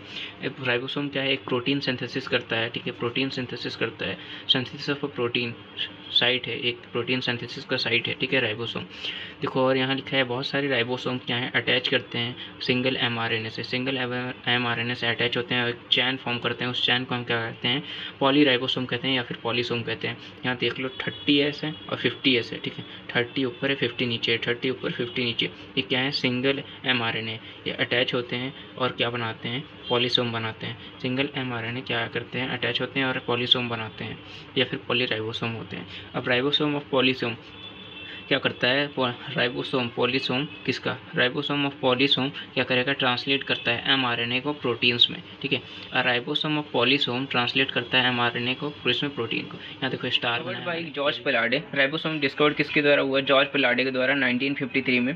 अगर हम इसको कह सकते हो एक ग्रैनुलर स्ट्रक्चर भी कह सकते हैं, और कह रहा है कि ऑर्गेनली विद इन ऑर्गेनली, मतलब ऑर्गेनी विद इन ऑर्गेनली, एक ऑर्गेनली के अंदर ऑर्गेनली है, ये बात कहा जाता है, और इसको हम क्या बोलते हैं, पेलाडे पार्टिकल भी बोलते हैं। देन आपको बात किया जाएगा मेम्ब्रेनलेस होता है, मेड अप ऑफ किसके बना होता है, RNA से प्लस प्रोटीन से बना होता है। क्या बना होता है, राइबोसोम बना होता है RNA से प्लस प्रोटीन से, ठीक है। अगर हम बात करेंगे प्रोटीन में क्या होता है, RNP होता है, राइबोन्यूक्लिक प्रोटीन होता है, ठीक है। कौन सा प्रोटीन, RNP प्रोटीन होता है, राइबोन्यूक्लिक प्रोटीन होता है। राइबोसोम्स की टाइप की बात करेंगे तो 70s होता है प्रोकैरियोटिक में, 80s होता है यूकैरियोटिक में। अगर 70s है तो ये किसमें सब यूनिट पार्टिकल से इसके क्या होंगे, स्मॉलर सब यूनिट, दो टाइप, दोनों में क्या होते हैं, दो सब यूनिट होता है। 70s के 30 और 50 होता है, इसका 40 और 60 होता है।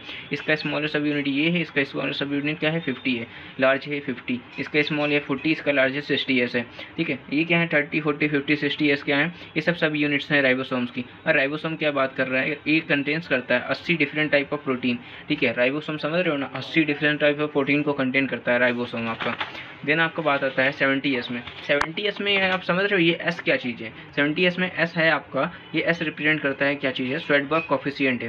ये देखो श्वेडबर्ग कॉफिशिएंट अब बात करो, ये क्या चीज़ होता है, एक इनडायरेक्ट मेजर है, किसका मेजर है, डेंसिटी और उसके साइज का मेजर है, ठीक है, डेंसिटी और साइज का मेजर है, ठीक। अगर हम बात करेंगे बोथ कितना 70s और 80s दोनों क्या कंटेन करते हैं, दो सब यूनिट।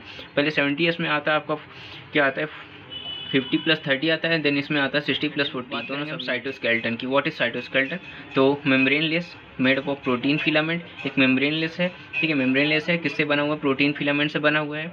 और क्या यहाँ पे लिखा है, network of filamentous proteinaceous structures present in the cytoplasm. एक क्या है, नेटवर्क है फिलामेंटस प्रोटीनियस स्ट्रक्चर का जो कि प्रेजेंट है साइटोप्लाज्म में। फिलामेंटस प्रोटीनियस स्ट्रक्चर का क्या है, नेटवर्क है जो कि किसमें प्रेजेंट है, आपका साइटोप्लाज्म में प्रेजेंट है। इसका फंक्शन क्या है, ये सपोर्ट करता है मोटिलिटी में, ठीक है। फंक्शन क्या करता है, सेल में कौन कौन सा फंक्शन है, सपोर्ट है, मोटिलिटी भी है, maintenance of shape of the cell, cell का शेप बना रखता है। Start the topic cilia and flagella from my short notes here written hair like outgrowth of the cell membrane, कह रहे हैं क्या है, एक हेयर लाइक आउटग्रोथ है किसका, सेल मेम्ब्रेन से अराइज होता है, जो कि हेयर लाइक आउटग्रोथ है किसका, सेल मेम्ब्रेन का। कह रहे हैं कवर्ड बाय बोथ, किसके द्वारा कवर्ड होते हैं, प्लाज्मा मेम्ब्रेन के द्वारा कवर्ड होते हैं, ठीक है। अगर हम बात करेंगे सीलिया की, तो सीलिया में आपका आता है small structure work like ores. देखो ये छोटे स्ट्रक्चर होते हैं, किसकी तरह वर्क करता है, ओर की तरह वर्क करता है। जैसे कि ओर किसको कह रहे हैं, नाव को जिससे चलाया जाता है ना, उसको हम ओर कहते हैं, ठीक है। एंड कह रहे हैं and cause movement of a cell और सराउंडिंग फ्लूइड, कह रहे हैं देखो इसके द्वारा क्या होता है, सेल का मूवमेंट होता है, और जो मूवमेंट होता है उसमें क्या होता है, सराउंडिंग फ्लूइड जो होते हैं ना, उसका भी क्या कराता है, मूवमेंट कराता है, कौन, सीलिया। और कह रहे हैं थाउजेंड्स ऑफ सीलिया पर सेल, एक सेल में अगर बात करो तो थाउजेंड्स होते हैं इसके नंबर, ठीक है, थाउजेंड्स ऑफ सीलिया प्रेजेंट इन पर सेल। देन अगर आपको इसका फंक्शन की बात करोगे, ठीक है, फंक्शन में आपका क्या आता है, लोकोमोशन करता है, एब्जॉर्प्शन करता है, सेंसरी फंक्शन होता है, ठीक है। तीन चीज़ें, पहले तो लोकोमोशन हेल्प करता है, मतलब एक जगह से दूसरी जगह मूव करने में, लोकोमोट होने में। एब्जॉर्प्शन में भी मदद करता है आपका cilia. The term flagella comparatively longer and responsible for cell movement, कह रहे हैं जो क्या होता है, कंपैरेटिवली लॉन्गर होता है, मतलब किससे लॉन्गर होता है, सीलिया से लॉन्ग होगा, और क्या करता है, किस लिए रिस्पॉन्सिबल है, सेल का मूवमेंट कराने के लिए क्या है, रिस्पॉन्सिबल है। कह रहे हैं in prokaryote and eukaryote both possesses flagella, कह रहे हैं अगर यूकैरियोट की बात करो या फिर प्रोकैरियोट की बात करो, दोनों में क्या होता है, फ्लैजिला होता है, लेकिन यहाँ पे क्या लिखा है, बट स्ट्रक्चरली डिफरेंट। मगर क्या है कि होता तो है, मगर जो स्ट्रक्चर पर बात करेंगे ना, स्ट्रक्चर क्या होता है, डिफरेंट होता है दोनों में, ठीक। फंक्शन अगर बात करेंगे तो इसमें सिर्फ फंक्शन क्या है, लोकोमोशन है, उसमें था आपका लोकोमोशन भी है, एब्जॉर्प्शन भी है, सेंसरी फंक्शन भी है, तीन चीज़ें आ जाती हैं इसमें, एक ही फंक्शन है फ्लैजिला में आपके। अगर बात करो इसमें देखो क्या आता है, दो पार्ट आता है, ठीक है, सीलिया और फ्लैजिला में क्या आते हैं, दो पार्ट आते हैं। इसके डायग्राम में आपको दिखा दें, दो पार्ट आएंगे, एक बेसल बॉडी आएगा, ठीक, और दूसरा क्या आएगा, एक्सोनेमा आएगा, ठीक है। बेसल बॉडी की बात कर लें, बेसल बॉडी क्या होता है, बेसल बॉडी किससे बना है, सेंट्रियोल से बना है, सेंट्रियोल लाइक स्ट्रक्चर है उससे बना हुआ है, जिसका अरेंजमेंट कितना होता है, बेसल बॉडी का अरेंजमेंट 9+0 अरेंजमेंट होता है, ठीक है, बेसल बॉडी में। अभी हम बात करेंगे 9+0 अरेंजमेंट क्यों कर रहे हैं, 9+2 अरेंजमेंट क्यों कह रहे हैं, ठीक है। 9+0 अरेंजमेंट होता है इसमें बेसल बॉडी में, और इसका होता है 9+2 अरेंजमेंट होता है। देन अगर हम बात करेंगे फिलामेंट और एक्सोनेमा की, वो क्या करता है, possess number of microtubule running parallel to each to the long axis, ठीक है। कह रहे हैं बहुत सारे क्या होते हैं, माइक्रोट्यूबुल होते हैं जो कि किसकी तरफ रनिंग होते हैं, रनिंग कर रहे होते हैं, पैरेलली रन करेंगे, ठीक है, लॉन्ग एक्सिस के साथ में। एक्सिस मतलब समझ रहे हो, कोई चीज़ होगा उसी पर एक्सिस, मान लो ये एक एक्सिस है, इसी के पैरेलल क्या होंगे, रन करेंगे, ठीक है। ये एक्सिस है आपका, इसके पैरेलल रन करें, मतलब एक सर्कल बन रहा होगा, जैसे आप डायग्राम में देख सकते हो। Many types of microtubule, many microtubule that was running what parallel to the central axis. अब ये हैं आपके माइक्रोट्यूबुल, ये जो स्ट्रक्चर बने ना सर्कुलर, ये हैं आपके माइक्रोट्यूबुल, और ये क्या कर रहे हैं, रन कर रहे हैं, ठीक है। जो सेंट्रल एक्सिस मान लो ये आपका सेंट्रल एक्सिस, इसी के पैरेलल क्या हो रहा है, मूव कर रहे हैं, रन कर रहे हैं। देन आप इसमें देखो लिखा है, क्या कहते हैं, एक्सोनेमा क्या है आपका, एक्सोनेमा बोल रहे हैं कोर ऑफ फ्लैजिलम है, ठीक है, फ्लैजिलम का कोर है, ठीक है। देन बात कर रहे हैं इसमें जो अरेंजमेंट होता है 9+2 अरेंजमेंट होता है। 9+2 अरेंजमेंट मतलब समझ रहे हो, 9 peripheral duplet molecule and 2 central singlet molecule. अब इसमें देख लो 9+2 अरेंजमेंट का मतलब क्या है। अब देखो यहाँ पे 9 क्या है, 1 2, ये है 1 2 3 4 5 6 7 8 9, इसको हम क्या कह रहे हैं, 9 पेरिफेरल ड्यूप्लेट मॉलिक्यूल। ड्यूप्लेट क्यों बोले हैं, एक और 2, इसी को हम कह रहे हैं 9 पेरिफेरल ड्यूप्लेट मॉलिक्यूल होंगे, ठीक है। ये देखो इसको लिखा भी है यहाँ पे, लेबल्ड है ना, तो ये कितने हैं, 9 है नंबर में, और 2 सेंट्रल सिंगलेट मॉलिक्यूल, ये क्या है आपका 1 और 2, ये क्या है, दोनों आपके सेंट्रल सिंगलेट मॉलिक्यूल है, ठीक है, सेंट्रल सिंगलेट मॉलिक्यूल, ठीक है। माइक्रोट्यूबुल भी बोल सकते हो, सेंट्रल माइक्रोट्यूबुल भी बोल सकते हो। और डायग्राम में देखो क्या क्या चीज़ है, ये जो येलो वाला है ना, इसको हम लिंकर बोल रहे हैं, ठीक है। और ये जो आपका इंटर ड्यूप्लेट ब्रिज, आपको ये जो ग्रीन वाला दिख रहा है वो इंटर ड्यूप्लेट ब्रिज है, दो इसको जोड़ता है, पेरिफेरल माइक्रोट्यूबुल्स को जोड़ता है, ठीक है, उसको हम कहते हैं इंटर ड्यूप्लेट ब्रिज। ये आपका प्लाज्मा मेम्ब्रेन है, और ये आपका सेंट्रल शीथ है, ठीक है, जो किसको कवर करता है और टच करता है आपको, ये क्या चीज़ है, इंटर क्या है, इंटर 2 सेंट्रल सिंगलेट मॉलिक्यूल है, ठीक है। ये सिंगलेट मॉलिक्यूल को कौन टच कर रहा है, सेंट्रल शीथ कवर कर रहा है, ठीक है। अब हम बात करते हैं अपने नोट से, 2 सेंट्रल सिग्नेट माइक्रोट्यूबुल को कनेक्ट होते हैं किसके द्वारा, and enclose by central sheath. देखो कनेक्ट होते हैं किसके द्वारा, और किसके द्वारा इनक्लोज होते हैं, एक सेंट्रल शीथ के द्वारा। दिस कनेक्टेड विथ 1 ट्यूबुल, जो कि सेंट्रल शीथ किससे कनेक्ट होता है, एक ट्यूबुल से कनेक्ट होता है। अब बात करोगे देखो क्या है, देखो कनेक्ट होते हैं किसके द्वारा, ब्रिजेस के द्वारा, और enclose by central sheath. This connected with 1 tubule, central sheath किससे कनेक्ट होता है, एक ट्यूबुल से कनेक्ट होता है। अब ट्यूबुल कौन सा होगा, देख लो भाई क्या है, ये देखो तुम्हारा ट्यूबुल है, इससे एक ट्यूबुल से कनेक्ट है, ये आपका सेंट्रल शीथ है, ठीक है, सेंट्रल शीथ है, ठीक है, connected by bridges and enclose by central sheath. ठीक है, ब्रिज के द्वारा कनेक्ट है और इंक्लोज है किसके द्वारा, सेंट्रल शीथ के द्वारा, to central signal molecule. Last line इसके बारे में लिखा हुआ है सिलिया और फ्लैजेला में, the peripheral doublet are also interconnected with linker. जो पेरिफेरल ड्यूप्लेट है वो किसके द्वारा कनेक्टेड है, लिंकर के द्वारा भी कनेक्ट है। देखो पेरिफेरल ड्यूप्लेट है ये, ठीक है, किसके द्वारा कनेक्ट है, लिंकर है ना, ये येलो वाला, ये आपका लिंकर से भी कनेक्ट होता है, ठीक है। Peripheral duplet is also connect with linker, ये आपके लिंकर से भी कनेक्ट होते हैं। देन आपके हम दिखा देते हैं एनसीईआरटी में क्या है, एनसीईआरटी वो देख लेते हैं एक बार। लिखा हुआ cell and flagella are hair like outgrowth of the cell membrane. कह रहे हैं जो क्या है, सेल है, सिलिया है और फ्लैजेला है, वो क्या है, हेयर लाइक आउटग्रोथ है, जिसका सेल मेम्ब्रेन का एक हेयर लाइक आउटग्रोथ है।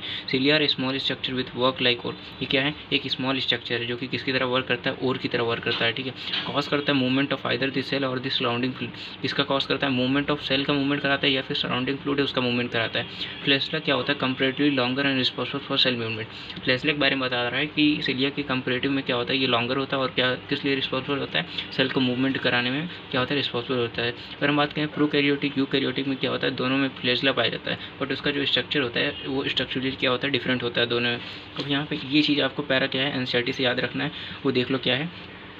The electron microscope study of cilium और flagellum shows that they are covered with plasma membrane. जो इलेक्ट्रॉन माइक्रोस्कोप है उसकी वजह से हमें ये पता चल पाया कि जो आपका सीलियम कवर्ड किसके द्वारा है, प्लाज्मा मेम्ब्रेन के द्वारा कवर्ड है। तो कोर है, ठीक है, फ्लैजेला का कोर है, उसको हम क्या कहते हैं, एक्सोनोमा कहते हैं, ठीक है, एक्सोनोमा कहते हैं। यहाँ पे मैंने लिखा था कि एक्सोनोमा कहते हैं core of flagellum, core of flagellum को हम क्या बोलते हैं, एक्सोनोमा कहते हैं। अब यहाँ देखो आगे क्या लिखा है, तो एक्सोनोमा इसको हम कहते हैं। एक्सोनोमा के बाद क्या बात कर रहा है, possess a number of microtubule में क्या कह रहा है कि possess a number of microtubule running parallel to the long axis. कह रहे हैं देखो बहुत सारे ये क्या पॉज करता है, नंबर ऑफ माइक्रोट्यूबुल को पॉज करता है जो कि running parallel to the long axis. ये देखो एक्सोनेमा है वो क्या क्या कनेक्ट करेगा, बहुत सारे क्या होगा, नंबर ऑफ माइक्रोट्यूबुल को कनेक्ट करेगा जो कि किसके द्वारा हो रहे हैं, नंबर ऑफ माइक्रोट्यूबुल रनिंग कर रहे हैं किससे, लॉन्ग एक्सिस के द्वारा। ये आपका लॉन्ग एक्सिस है, उसके द्वारा नंबर ऑफ माइक्रोट्यूबुल क्या हो रहे हैं कनेक्टेड है, ठीक है। देन हम आपका बात करेंगे क्या चीज़ लिखा हुआ है यहाँ पे क्या लिखा है, the axoneme usually has 9 pair of duplet and radially arrange peripheral microtubule. जो एक्सोनेमा है उसके पास क्या होता है, 9 पेयर होता है किसका, ड्यूप्लेट का, और रेडली अरेंज पेरिफेरल माइक्रोट्यूबुल। देखो इसमें बात कर रहे हैं एक्सोनेमा के पास क्या होता है, 9 पेयर ड्यूप्लेट का, ठीक है, और रेडली अरेंज क्या होता है, पेरिफेरल। ये देखो 9 पेयर है किसका, एक्सोनेमा के पास 9 पेयर है ड्यूप्लेट माइक्रोट्यूबुल का, और रेडली अरेंज है, ठीक है, रेडियली अरेंज है, ठीक है, रेडली अरेंज है किस पे, सेंट्रल एक्सिस पे। ये आपको सेंट्रल एक्सिस मान लो, इस पे कितने हैं, 9 pair. Arrangement of axonemal microtubule. अच्छा देखो ये जो अरेंजमेंट कहला रहा है ना, तो अगर हम बात करोगे जो अरेंजमेंट होता है किसमें, सच एन अरेंजमेंट किसमें होता है, देखो ये जो अरेंजमेंट है इसको हम बोलते हैं 9+2 अरेंजमेंट। 9 ये चीज़ें हैं और 2 ये चीज़ें हैं, इसी को हम कहते हैं 9+2 अरेंजमेंट। क्या है, 9 पेरिफेरल ड्यूप्लेट माइक्रोट्यूबुल है ना, और 2 सेंट्रल सिंगलेट माइक्रोट्यूबुल है। ये पेरिफेरल ड्यूप्लेट मॉलिक्यूल है और ये सिंगलेट मॉलिक्यूल है, 2 सेंट्रल सिंगलेट मॉलिक्यूल। देन आपका हम क्या बात कर रहे हैं, पेरिफेरल बाय रेडियल स्पोक। यहाँ देखो एक और चीज़ लिखा हुआ है, ठीक है, कि जो सेंट्रल ट्यूब्यूल्स हैं वो कनेक्टेड हैं किसके द्वारा, ब्रिजेस के द्वारा। सेंट्रल ट्यूब्यूल्स किसके द्वारा कनेक्ट हैं, वो ब्रिजेस के द्वारा कनेक्ट हैं, ठीक है, and enclose by central sheath. अब देखो क्या मतलब है, जो ये सेंट्रल है माइक्रोट्यूब्यूल ये किसके द्वारा कनेक्ट है, ये आपका ब्रिज के द्वारा कनेक्ट है, ठीक है, ब्रिज के द्वारा तो कनेक्ट है, लेकिन क्या कह रहे हैं, इनक्लोज भी है किसके द्वारा, सेंट्रल शीथ के द्वारा। ये जो रेड वाला पार्ट है ना, ये आपका सेंट्रल शीथ है, सेंट्रल शीथ के द्वारा क्या है, कनेक्ट क्या है, कवर है, ठीक है, सेंट्रल शीथ के द्वारा कवर है। अब दिन आपको क्या लिखा है यहाँ पे देखो, which is connected to one of the tubule of each peripheral doublet by radial spoke. अब देखो क्या कह रहे हैं, जो कि किससे कनेक्टेड है, एक जो है ट्यूबुल से, और of each peripheral doublet by radial spokes. अब देखो रेडियल स्पोक के द्वारा क्या है, कनेक्टेड है, ठीक है। अब यहाँ पे रेडियल स्पोक के द्वारा भी कनेक्ट है, रेडियल स्पोक के द्वारा भी कनेक्ट है ना, देखो क्या हुआ, रेडियल स्पोक के द्वारा भी कनेक्ट है। देन आपको बात हम करेंगे क्या, जो देर आर 9 रेडियल स्पोक्स, कितने हैं, 9 रेडियल स्पोक्स हैं, ठीक है। 9 रेडियल स्पोक कहाँ से आ जाएंगे, देखो कितने हैं रेडियल स्पोक, रेडियल स्पोक कितने हैं, 1 2 3 4 5 6 7 8 9, ठीक है, 9 रेडियल स्पोक हैं, इसके द्वारा भी कनेक्ट है। अब कह रहे हैं जो पेरिफेरल ड्यूप्लेट है are also interconnected by linkers. अब पेरिफेरल ड्यूप्लेट किसके द्वारा कनेक्टेड है, ये देखो पेरिफेरल, ये किससे भी कनेक्टेड है, लिंकर के द्वारा भी कनेक्ट है, ये आपको ये लिंकर है, इससे भी कनेक्टेड। अगर देखो सेंट्रियोल लाइक का स्ट्रक्चर जो फॉर्म हो रहा है ना, उसी को हम कह रहे हैं बेसल बॉडी कह रहे हैं, बेसल बॉडी, ठीक। अब यहाँ पे नोट्स में जरा देख लो ना, ये अरेंजमेंट आपको याद रखना पड़ेगा। फिलामेंट और एक्सोनेमा की बात करोगे 9+2 अरेंजमेंट होता है, बेसल बॉडी में क्या होता है, 9+0 अरेंजमेंट होता है। देन ये आपका टॉपिक यहाँ पे कंप्लीट होता है। नेक्स्ट टॉपिक में हम बात करेंगे आपका सेंट्रोसोम और सेंट्रियोल। देखो क्या है, सेंट्रोसोम क्या है, एक ऑर्गेनेल ही है, ठीक है, जो कि किसके क्या कंटेन करता है, 2 सेंट्रिकल स्ट्रक्चर को कंटेन करता है, जिसको हम क्या बोलते हैं, सेंट्रियोल बोलते हैं। आपको हम दिखा दें, ये जो आपको डायग्राम दिख रहा है ये क्या है, 2 सिलेंड्रिकल स्ट्रक्चर है, एक सेंट्रियोल है, ठीक है, और ये जो अंदर स्पेस है ना उसको हम सेंट्रोस्फीयर बोलते हैं। 2 सेंट्रियोल्स यहाँ पे हैं, इसको हम सिलेंड्रिकल स्ट्रक्चर क्या बोलते हैं, सेंट्रियोल बोलते हैं। 2 सेंट्रियोल हैं, ठीक है, उसको हम बोलते हैं डिप्लोसोम। और यहाँ पे देखो लिखा है 2 सेंट्रियोल, सेंट्रोस्फीयर और सेंट्रियोल्स मिलकर क्या बनाते हैं, सेंट्रोसोम बनाते हैं। सेंट्रोस्फीयर और सेंट्रियोल्स मिलकर क्या बनाते हैं, सेंट्रोसोम बनाते हैं। यहाँ पे देखो क्या लिखा है, एब्सेंट होता है प्लांट सेल मेम्ब्रेन, ठीक है, प्लांट सेल में एब्सेंट होता है, ठीक है। अगर हम बात करें सेंट्रोसोम की तो किसमें एब्सेंट होता है, प्लांट सेल, और सेंट्रियोल किसमें एब्सेंट होता है, प्लांट सेल में एब्सेंट होता है, मेम्ब्रेनलेस होता है, ठीक है। और यहाँ पे लिखा है मेड अप ऑफ 2 सेंट्रियोल्स, जो कि 2 सेंट्रियोल से बना होता है, जो कि लाई करते हैं परपेंडिकुलर तो लाई करते हैं, प्लस सराउंडिंग साइटोप्लाज्म, ठीक है, परपेंडिकुलर लाई करते हैं और उसके साइटोप्लाज्म, इसको हम बोलते हैं सेंट्रोस्फीयर, ठीक है। यहाँ पे देखो सेंट्रोस्फीयर है ना, इसी को कह रहे हैं यहाँ पे सेंट्रोस्फीयर है। सेंट्रोस्फीयर और सेंट्रियोल दोनों मिलकर क्या बनाएंगे, सेंट्रोसोम बनाएंगे, जो कि क्या है, सिलेंड्रिकल स्ट्रक्चर। यहाँ भी वही लिखा था। देन आपका हम देखो क्या बात कर रहे हैं, ठीक है, कह रहा है कि they are surrounded by amorphous perpendicular material, ठीक है। ये किसके तरह सराउंड होते हैं, वहाँ पे भी लिखा था ना, सराउंडेड लाई परपेंडिकुलर, और सराउंडेड भी वही चीज़ है। Both the centrioles in centrosome lie perpendicular to each in which each has an organization like cartwheel. अब देखो जो तुम्हारा कह रहे हैं, तो किसके द्वारा, सेंट्रियोल्स किसमें, सेंट्रोसोम में लाई करते हैं, परपेंडिकुलर, हर एक दूसरे का परपेंडिकुलर लाई करते हैं, और कैसा एक ऑर्गेनाइजेशन बनाते हैं, कार्टव्हील शेप का ऑर्गेनाइजेशन बनाएंगे, ठीक है। कार्टव्हील सेल का क्या बनाएंगे, ऑर्गेनाइजेशन बनाएंगे। देन उसके आगे देखो एनसीईआरटी में क्या कहता है, आपका सेंट्रोसोम और सेंट्रियोल में लिखा हुआ है किससे बने होते हैं, made up of 9 evenly space peripheral fibrous of tubulin protein. कह रहे हैं 9 इवनली स्पेस पेरिफेरल फाइब्रिल्स और प्रोटीन। देखो अब आपको हम डायग्राम से इसको समझा देते हैं, डायग्राम से समझो ज़्यादा इजी रहेगा।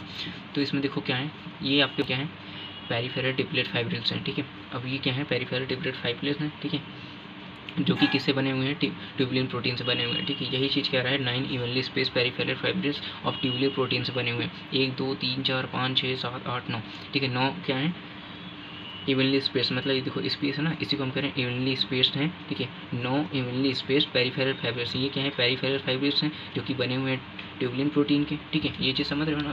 अब देखो इसके बाद क्या लिखा है एनसीईआरटी में, each of the peripheral fibril is a triplet, ठीक है। हर एक पेरिफेरल फाइब्रिल क्या होगा, ट्रिपलेट होगा। अब ट्रिपलेट का मतलब क्या है, देखो पेरिफेरल फाइब्रिल है, अब ये ट्रिपलेट ही है कि अगर यहाँ देखो कितने 1 2 3 स्ट्रक्चर हैं, इसी स्ट्रक्चर को हम बोलते हैं, क्या बोलते हैं, पेरिफेरल फाइब्रिल क्या है, ट्रिपलेट है, ठीक है। अब हम बात करें यहाँ देखो एनसीईआरटी में क्या लिखा है, जो एडजेसेंट ट्रिपलेट है और also link the centre linked. अच्छा, कह रहे हैं कि जो एडजेसेंट ट्रिपलेट हैं वो भी क्या है, लिंक्ड है। अब देखो लिंक्ड है ना, एडजेसेंट ट्रिपलेट क्या है, लिंक्ड है। ये देखो एक लाइन है, यही तो लिंक्ड कर, इसको हम बोलते हैं, इसको हम, इस लाइन को हम क्या बोलेंगे ना, एक लिंकर बोलेंगे, ठीक है। ये लिंकर बोलेंगे, इसके द्वारा क्या है, लिंक्ड है। एडजेसेंट पेरिफेरल क्या है, ट्रिपलेट भी क्या है, लिंक्ड है एक दूसरे से। अब वो लिंकर, उसको हम क्या बोलते हैं, लिंकर बोलते हैं। अब देखो आगे यहाँ पे लिखा आ रहा है, central part of the proximal region of the centriole is also proteinaceous and called the hub, ठीक है। अब सेंट्रल पार्ट का मतलब समझ रहे हो, ये जो सेंट्रल में एक स्ट्रक्चर बना हुआ है ना, ये भी क्या है, एक प्रोटेनियस क्या है, सेंट्रल प्रोटेनियस क्या है, नेचर का है, जिसको हम बोलते हैं हब बोलते हैं सेंट्रल पार्ट को, ठीक है। सेंट्रल पार्ट के बाद हम क्या करते हैं, अब सेंट्रल किसके द्वारा connected, tubules of the peripheral triplet bye radial spoke.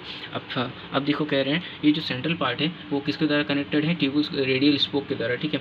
ये है आपका रेडियल स्पोक, इसके द्वारा क्या है, रेडियल स्पोक के द्वारा क्या कनेक्ट है, पेरिफेरल ट्यूबुल्स भी अटैच है, जो कि किससे बना है, रेडियल स्पोक की बात करोगे वो बना है प्रोटीन से बना हुआ है, ठीक है। आपका प्रोटीन से क्या बना हुआ, आपका रेडियल स्पोक बना हुआ है। देन यहाँ पे लिखा है the centrioles form the basal body of a cilia और फ्लैजेला। अब देखो यहाँ ये टर्म हमने पीछे ही पढ़ा है, जो सेंट्रियोल बॉडी ऑफ सीलिया और flagella and spindle fibre give rise to the spindle apparatus during the cell division. कह रहे हैं जो सेंट्रियोल्स हैं, ठीक है, सेंट्रियोल्स फॉर्म करता है बेसल बॉडी सीलिया और फ्लैजेला का, और बात कर रहे हैं स्पिंडल फाइबर क्या करते हैं, give rise to the spindle fibre क्या देते हैं, एक राइज देते हैं स्पिंडल एपरेटस को, ठीक है। स्पिंडल एपरेटस को किस समय, during cell division in animal cell में, एनिमल सेल में जब सेल डिवीजन होता है उस वक्त क्या होता है, स्पिंडल फाइबर क्या देते हैं, एक स्पिंडल एपरेटस के स्ट्रक्चर को क्या देते हैं, शो करते हैं, ठीक है, गिव राइज करते हैं, शो करते हैं। फंक्शन की स्पिंडल फाइबर का फॉर्मेशन करता है, सेंट्रोसोम प्लस स्पिंडल फाइबर क्या होता है, एस्टर होता है। अगर हम यहाँ बात करते हैं give rise to the spindle fibre क्या करता है, give rise to the spindle apparatus during cell division in animal cell. वही वाली लाइन है कि सेल डिवीजन में जो एनिमल सेल में क्या होता है, स्पिंडल एपरेटस आता है, वो स्पिंडल फाइबर की वजह से आता है। Formation of basal body of cilia and flagella. Cilia और फ्लैजेला में क्या करता है, बेसल बॉडी का फॉर्मेशन करता है। सीलिया एंड फ्लैजेला में क्या करता है, बेसल बॉडी का फॉर्मेशन करता है। देन यहाँ पे बात करो स्ट्रक्चर की, तो कार्टव्हील शेप होता है, दैट इज 9+0 अरेंजमेंट होता है। 9+0 अरेंजमेंट मतलब समझ रहे हो, 9 ये हो गए, 0 मतलब यहाँ पे सेंट्रल में कोई भी क्या है माइक्रोट्यूबुल नहीं है, ठीक है, सेंट्रल माइक्रोट्यूबुल नहीं है, इस वजह से क्या हो गया 9+0 अरेंजमेंट। और यहाँ पे लिखा है 9 पेरिफेरल माइक्रोट्यूबुल, ट्रिपलेट माइक्रोट्यूबुल होते हैं, 27 सिंगलेट माइक्रोट्यूबुल होते हैं। सिंगलेट की बात कर रहे हो, अगर ये एक एक करके गिनोगे ना तो 27 आएगा, 3 9 27 होता ना, तो 1 में अगर 3 है तो 9 में कितने हो जाएंगे, 27 सिंगलेट माइक्रोट्यूबुल है। और पेरिफेरल की बात करोगे 9 क्या है, पेरिफेरल माइक्रोट्यूबुल है, ट्रिपलेट माइक्रोट्यूबुल है। और यही डायग्राम आप देख लो, 9 क्या है, पेरिफेरल ट्रिपलेट माइक्रोफाइब्रिल्स हैं जो कि बने हुए ट्यूबलेट प्रोटीन के। और यहाँ से जो ये किससे ज्वाइन है, सेंट्रल से किससे ज्वाइन है, सेंट्रल से एक जो लाइन गई है ना उसको हम बोलते हैं रेडियल स्पोक, और रेडियल स्पोक ज्वाइन करता है आपका क्या, सेंट्रल प्रोटीन फाइब्रिल फाइबर किससे, एक दूसरे ट्रिपलेट फाइब्रिल्स किससे ज्वाइन होते हैं, ये जो ज्वाइनिंग है इसको कहते हैं ए लिंकर कहते हैं, ए लिंकर से क्या होते हैं, ज्वाइन होते हैं। और रेडियल स्पोक जो बना होता है प्रोटीन से बना होता है न्यूक्लियस में। So let's start the topic nucleus. Robert brown 1831। तो फर्स्ट ऑफ ऑल न्यूक्लियस किसने डिस्कवर किया है, रॉबर्ट ब्राउन ने 1831 में। ठीक, मैं आपको एक्सप्लेनेशन हिंदी और इंग्लिश दोनों में दूंगा। ठीक है, तो फर्स्ट ऑफ ऑल क्या बात किया हमने, न्यूक्लियस की डिस्कवरी किया आपके रॉबर्ट ब्राउन ने, जिन्होंने कब किया, 1831 में न्यूक्लियस की डिस्कवरी हुई। देन हम अगर बात करते हैं क्रोमेटिन की, ठीक है, क्रोमेटिन जो है एक मटेरियल है न्यूक्लियस के जो कि स्टेन्ड है किसके द्वारा, एक बेसिक डाई के द्वारा स्टेन किया गया। ठीक है, क्रोमेटिन क्या है, एक मटेरियल का, न्यूक्लियस का मटेरियल है, ठीक है, जो कि स्टेन किया गया है किसके द्वारा, एक बेसिक डाई, उस डाई का क्या नाम है, फ्यूजन है। ठीक है, then chromatin discovered by Flemming. तो फ्लेमिंग ने क्या किया है, क्रोमेटिन को क्या किया है, डिस्कवर किया है। देन बात कर रहे हैं क्रोमेटिन में क्या करें, ये क्या जानने जाते हैं, also known as nucleoprotein, nucleic acid protein. ये जानते हो क्या कहते हैं इनको, न्यूक्लियोप्रोटीन भी कहते हैं और न्यूक्लिक एसिड प्रोटीन के भी नाम से जानते हैं। ठीक है, अगर हम इसको बात करें seen only during interphase, chromatin कब दिखाई देंगे आपके इंटरफेस में, इस फेस में क्या होता है, in cell nucleus no cell division, cell के न्यूक्लियस में कोई भी डिवीजन नहीं होता है। ठीक है, देखो इसी सीन में क्या दिखाई देंगे आपके, ये दिखाई देंगे। अब बात करो क्रोमेटिन की, क्रोमेटिन फाइबर्स क्या होते हैं, तो देखो क्रोमेटिन फाइबर में क्या क्या होता है, डीएनए होता है, हिस्टोन होता है, नॉन हिस्टोन प्रोटीन होता है, आरएनए होता है। क्रोमेटिन फाइबर आपकी क्या क्या कंटेन करता है, first of all DNA and the second one histone, third one is non histone protein and the fourth one is RNA. These component are involved in the chromatin fibre. Then we will talk about the chromatin. तो अभी न्यूक्लियली मैं आपको बाद में बताऊंगा। First of all chromatin के बारे में देख लो, दो टाइप के होते हैं, पहला है हेट्रोक्रोमेटिन एंड देन सेकंड है यूक्रोमेटिन। हेट्रो की बात करोगे तो इसमें क्या आता है, डार्क है और कंडेंस रीजन है क्रोमेटिन का। हेट्रो में अगर बात करोगे ना, हेट्रोक्रोमेटिन क्या है, एक डार्क और कंडेंस रीजन है किसका, क्रोमेटिन का। अगर बात करोगे यहाँ पे क्या होता है, डीएनए जो होता है, डीएनए का अमाउंट कम होता है as comparison to RNA. RNA के यहाँ पे क्या होता है, अमाउंट ज़्यादा होगा बट डीएनए का अमाउंट कम होगा। अगर हम आपका बात करेंगे यूक्रोमेटिन में, यूक्रोमेटिन में क्या होता है, एक light stained and diffuse region of a chromatin. इसमें देखो क्या आता है, लाइट स्टेंड मतलब क्या आएगा, कोई जिसमें अगर डार्क पाया जा रहा है ना, बहुत डार्क कोई चीज़ है, लाइट स्टेन समझ रहे हो, मतलब हल्के कलर में पाया जाएगा। ठीक है, एंड डिफ्यूज रीजन है इसका, क्रोमेटिन का एक डिफ्यूज रीजन है। और डीएनए क्या होगा, यहाँ पे डीएनए ज़्यादा होगा, डीएनए ज़्यादा होगा। और कौन सा डीएनए होगा, rich in loosely packed DNA. किस चीज़ में रिच होगा पता है, loosely about the topic nucleoli. Then see in the line, singular word इसको हम क्या कहते हैं, सिंगुलर क्या है इसका, न्यूक्लियरस क्या है, एक सिंगुलर टर्म है, और न्यूक्लियाई क्या है, एक प्लूरल टर्म है। तो न्यूक्लियर मैट्रिक्स प्लस वन और मोर स्पेरिकल बॉडीज क्या कहते हैं, हम न्यूक्लियस कहते हैं। यही चीज़ यहाँ भी लिखा है, न्यूक्लियोली मतलब क्या होता है, न्यूक्लियर मैट्रिक्स प्लस वन और मोर स्पेरिकल बॉडीज, ये मिलके आपके क्या बनाते हैं, न्यूक्लियोली बनाते हैं। मतलब इतनी चीज़ें आती हैं आपके न्यूक्लियोली में। पेरीन्यूक्लियर स्पेस मतलब समझ रहे हो, पेरीन्यूक्लियर स्पेस क्या है, देखो by the help of electron microscopy revealing of nuclear envelope which consist of two parallel membrane with a space of 10 से 50 nanometer, 10 to 50 nanometer, that is called perinuclear space. कह रहे हैं देखो जो इन्वेलप है, यहाँ पे एक देखो शॉर्ट में लिखा हुआ है, space between outer and inner membrane of nucleus. Outer membrane nucleus की और इनर मेम्ब्रेन की न्यूक्लियस जो है, दोनों मेम्ब्रेन जो हैं उसके बीच में जो स्पेस पाया जाता है, outer inner membrane of the nucleus, that is called perinuclear space. बस यहाँ पे यही इलेक्ट्रॉन माइक्रोस्कोपी क्या किया है, रेवल किया है, न्यूक्लियर एनवेलप क्या कंसिस्ट करता है, दो मेम्ब्रेन कंसिस्ट करता है, पैरेलल मेम्ब्रेन। और उस मेम्ब्रेन के अंदर क्या होता है, एक स्पेस प्रेजेंट होती है, उस स्पेस की जो साइज होती है 10 to 50 नैनोमीटर होती है, उसी स्पेस को हम बोलते हैं पेरीन्यूक्लियर स्पेस। ठीक है, अब देखो पेरीन्यूक्लियर स्पेस करता क्या है, एक फॉर्म करता है बैरियर किसके बीच में, material present inside the nucleus and outside of cytoplasm. कह रहे हैं देखो एक बैरियर फॉर्म करेगा ना, तो किस चीज़ के बैरियर फॉर्म करेगा, जो इनसाइड न्यूक्लियस है उसके लिए भी बैरियर बनाएगा, जो आउटसाइड न्यूक्लियस है साइटोप्लाज्म है उसके लिए भी बैरियर फॉर्म करता है। ठीक है, पेरीन्यूक्लियर स्पेस। अगर बात करें आउटर मेम्ब्रेन, कंटिन्यू होते हैं किससे, एंडोप्लाज्मिक रेटिकुलम से, ईआर से। आउटर मेम्ब्रेन आपका किससे कंटिन्यू होगा, ईआर से कंटिन्यू होगा। और ये बियर क्या करेगा, अगर ईआर से कंटिन्यू हो रहा है तो वो बियर करेगा आपका राइबोसोम्स ऑन इट, उसके ऊपर क्या होगा, राइबोसोम प्रेजेंट होगा। हम आपको एक बार क्या दिखा देते हैं, एनसीईआरटी में न्यूक्लियस का स्ट्रक्चर दिखा देते हैं। देखो अब ये आपका न्यूक्लियस स्ट्रक्चर है, इसमें क्या क्या प्रेजेंट है, न्यूक्लियोप्लाज्म है, न्यूक्लियोलस है, न्यूक्लियर पोर है, न्यूक्लियर मेम्ब्रेन है। आपको समझ में आ रहा होगा अच्छे से, नहीं समझ में आ रहा है मुझे पता है, इसमें आपको नहीं समझ में आएगा तो मैं आपको दिखा दूँ। आईसीएससी में दिया हुआ एक अच्छा सा डायग्राम आपकी, देखो क्या है, स्ट्रक्चर ऑफ न्यूक्लियस दिया है ना। अब देखो ये है आपका न्यूक्लियस, ये देखो न्यूक्लियस आपका बाहर से किससे स्टार्ट हो रहा है, outer membrane start with endoplasmic reticulum. देखो आउटर मेम्ब्रेन किससे स्टार्ट होता है, एंडोप्लाज्मिक रेटिकुलम से, ईआर से, और ईआर के ऊपर क्या है, राइबोसोम्स प्रेजेंट होंगे। देखो यहाँ पे प्रेजेंट है राइबोसोम्स, लेवल है ना यहाँ पे। तो बात करते हैं अगर यहाँ पे थ्रेड लाइक स्ट्रक्चर, इसको हम कहते हैं यूक्रोमेटिन। देन आपका ये जो स्पेस है किसके बीच में, आउटर मेम्ब्रेन और इनर मेम्ब्रेन के बीच में एक स्पेस प्रेजेंट है, उस मेम्ब्रेन को हम क्या कहते हैं, न्यूक्लियर पोर कहते हैं। उस स्पेस को हम कहते हैं न्यूक्लियस। क्या है कि जो तुम्हारा आउटर मेम्ब्रेन है और इनर मेम्ब्रेन के बीच में जो स्पेस प्रेजेंट है, उस स्पेस को हम क्या कह रहे हैं, पेरीन्यूक्लियर स्पेस कह रहे हैं। ठीक है, पेरीन्यूक्लियर हो गया। अब अगर बात करते हैं, देखो पेरीन्यूक्लियर हो गया, देन हम बात करेंगे आपका क्या चीज़, न्यूक्लियर इन्वेलप क्या है। ये जो न्यूक्लियर इन्वेलप ये है, ठीक है, न्यूक्लियस को जो कवर किया है ना, ये जो न्यूक्लियस को जो ये चीज़ कवर किया है ना, यही आपका है न्यूक्लियर इन्वेलप। इनर मेम्ब्रेन समझ गया, आउटर मेम्ब्रेन भी समझ में आ गया। इंट्रा न्यूक्लियर क्रोमेटिन, ये देखो इंट्रा न्यूक्लियर क्रोमेटिन। इंट्रा मतलब क्या है, मतलब इनसाइड है, इनसाइड किसके, न्यूक्लियर के अंदर के, ठीक है, intra nuclear chromatin. Intra nuclear chromatin क्या है, आपके जो क्रोमेटिन है, ये देखो आपके क्रोमेटिन के अंदर क्या प्रेजेंट है, क्रोमेटिन के अंदर क्या है, न्यूक्लियर के अंदर क्या है, ये इंट्रा आ जाएगा ना इसके अंदर भी, तो इंट्रा न्यूक्लियर क्या है, क्रोमेटिन है। और पेरी न्यूक्लियर क्रोमेटिन भी, पेरी न्यूक्लियस क्या है, पेरी मतलब देखो यहाँ पे आपका पेरीन्यूक्लियर हो जाएगा। हेट्रोक्रोमेटिन, और साइड और बाहर जाओगे तो हेट्रो आ जाएगा, ठीक है, सबसे अंदर, उसके बाद उसके बाद हेट्रोक्रोमेटिन, देन आपका आएगा पेरीन्यूक्लियर स्पेस, देन यहाँ पे है न्यूक्लियर पोर। इतनी चीज़ें हो गई, न्यूक्लियस हो गया, ठीक। अब हम आपका बात करते हैं अपने बुक से, ठीक है, वो देखो आप आराम से। भाई यार क्या क्या शब्द है ना, देखो अब देखो क्या कह रहा है, क्रोमेटिन की बात होगी। हाँ, तो हम लोग कहाँ पे थे, हाँ यहाँ पे थे। आउटर मेम्ब्रेन कंटिन्यू होता है आपका एंडोप्लाज्मिक रेटिकुलम से, और ये क्या बिहेव करता है, उसके ऊपर क्या होता है, राइबोसोम भी प्रेजेंट होते हैं। अब हम बात करेंगे पोर्स की। तो आपने न्यूक्लियर पोर की बात किया था ना, न्यूक्लियर पोर अभी हमने दिखाया ना, देखते रहना, ठीक है, चलो आप देखते रहो। न्यूक्लियर पोर देखो क्या है, ये जो है ना, ये जो स्पेस है, इसी को हम कह रहे हैं न्यूक्लियर पोर। स्टार्ट करते हैं आगे का ना। अब माइन्यूट पोर समझ के ना, आप कौन से माइन्यूट पोर की बात करें। अब देखो, at number of place nuclear envelope interrupted, that is minute pore. देखो बहुत जगह पे नंबर ऑफ प्लेसेस पे क्या है, जो तुम्हारा क्या है, न्यूक्लियर इन्वेलप है, वो क्या है, इंटरप्टेड है, या फिर कटा हुआ है, या फिर हटा हुआ है बहुत जगह पे, ठीक है। उसी स्पेस को हम क्या बोलते हैं, माइन्यूट पोर बोल रहे हैं। और जो कि फील्ड होता है किससे, प्रोटीन गार्ड से भरा होता है। इसमें देखो शो नहीं किया है, बट ये क्या होता है, फील्ड होता है प्रोटीन गार्ड से। यहाँ पे प्रोटीन गार्ड प्रेजेंट होते हैं, ठीक है, यहाँ पे प्रोटीन गार्ड प्रेजेंट होते हैं। अब देखो प्रोटीन गार्ड प्रेजेंट होते हैं, उसके आगे देखो क्या लिखा हुआ है, प्रोटीन गार्ड प्रेजेंट होता है। And this minute form by fusion of its two membrane.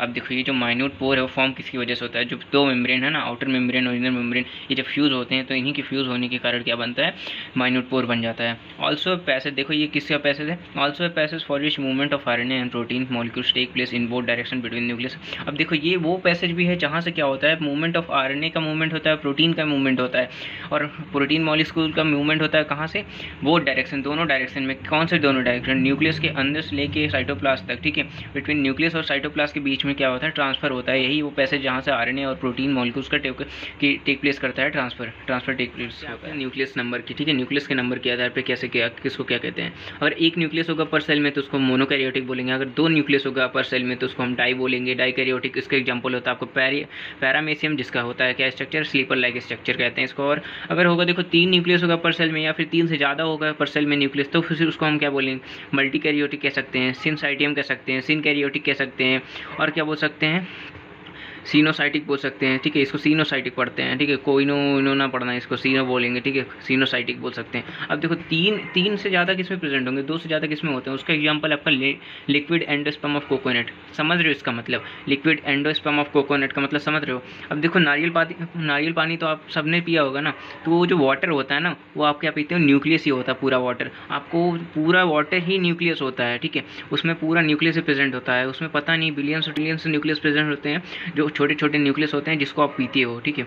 और भाई ये जो तुम्हारा कोकोनट वाटर हमारे स्किन केयर में बहुत हेल्पफुल होता है। कैसे स्किन केयर, ऐसा यूज़ कर सकते हो आप, ब्राइटनेस, स्किन ब्राइटनेस के लिए उसको यूज़ कर सकते हो, बहुत तगड़ा चीज़ है भाई, यूज़ करने वाला है। अब देखो अगर किसी न्यूक्लियस में क्या है, सेल नहीं होता है, तो फिर क्या होगा, अगर किसी सेल में कोई न्यूक्लियस होता ही नहीं, एक भी न्यूक्लियस नहीं होगा, तब फिर हम क्या बोलेंगे, उसको अकैरियोटिक बोलेंगे। और इसका एग्जांपल हो जाएगा आपका सीव ट्यूब सेल्स हो जाएंगे, मेच्योर आरबीसीज कह सकते हो, और इसी आरबीसी को हम बोलते हैं इरिथ्रोसाइट्स, या फिर बोल सकते हैं मेचर सेल्स में हो सकता है, ठीक है। इरिथ्रोसाइट समझते हो ना, रेड ब्लड सेल को हम इरिथ्रोसाइट भी कहते हैं। देन यहाँ पे देखो एक चीज़ और स्टार में लिखा हुआ, बैक्टीरिया हो गया, ब्लू ग्रीन एल्गी हो गया, जिसके पास क्या होता है न्यूक्लियस एब्सेंट होते हैं, न्यूक्लियस ये दोनों चीज़ कंसिस्ट करता है, ठीक है।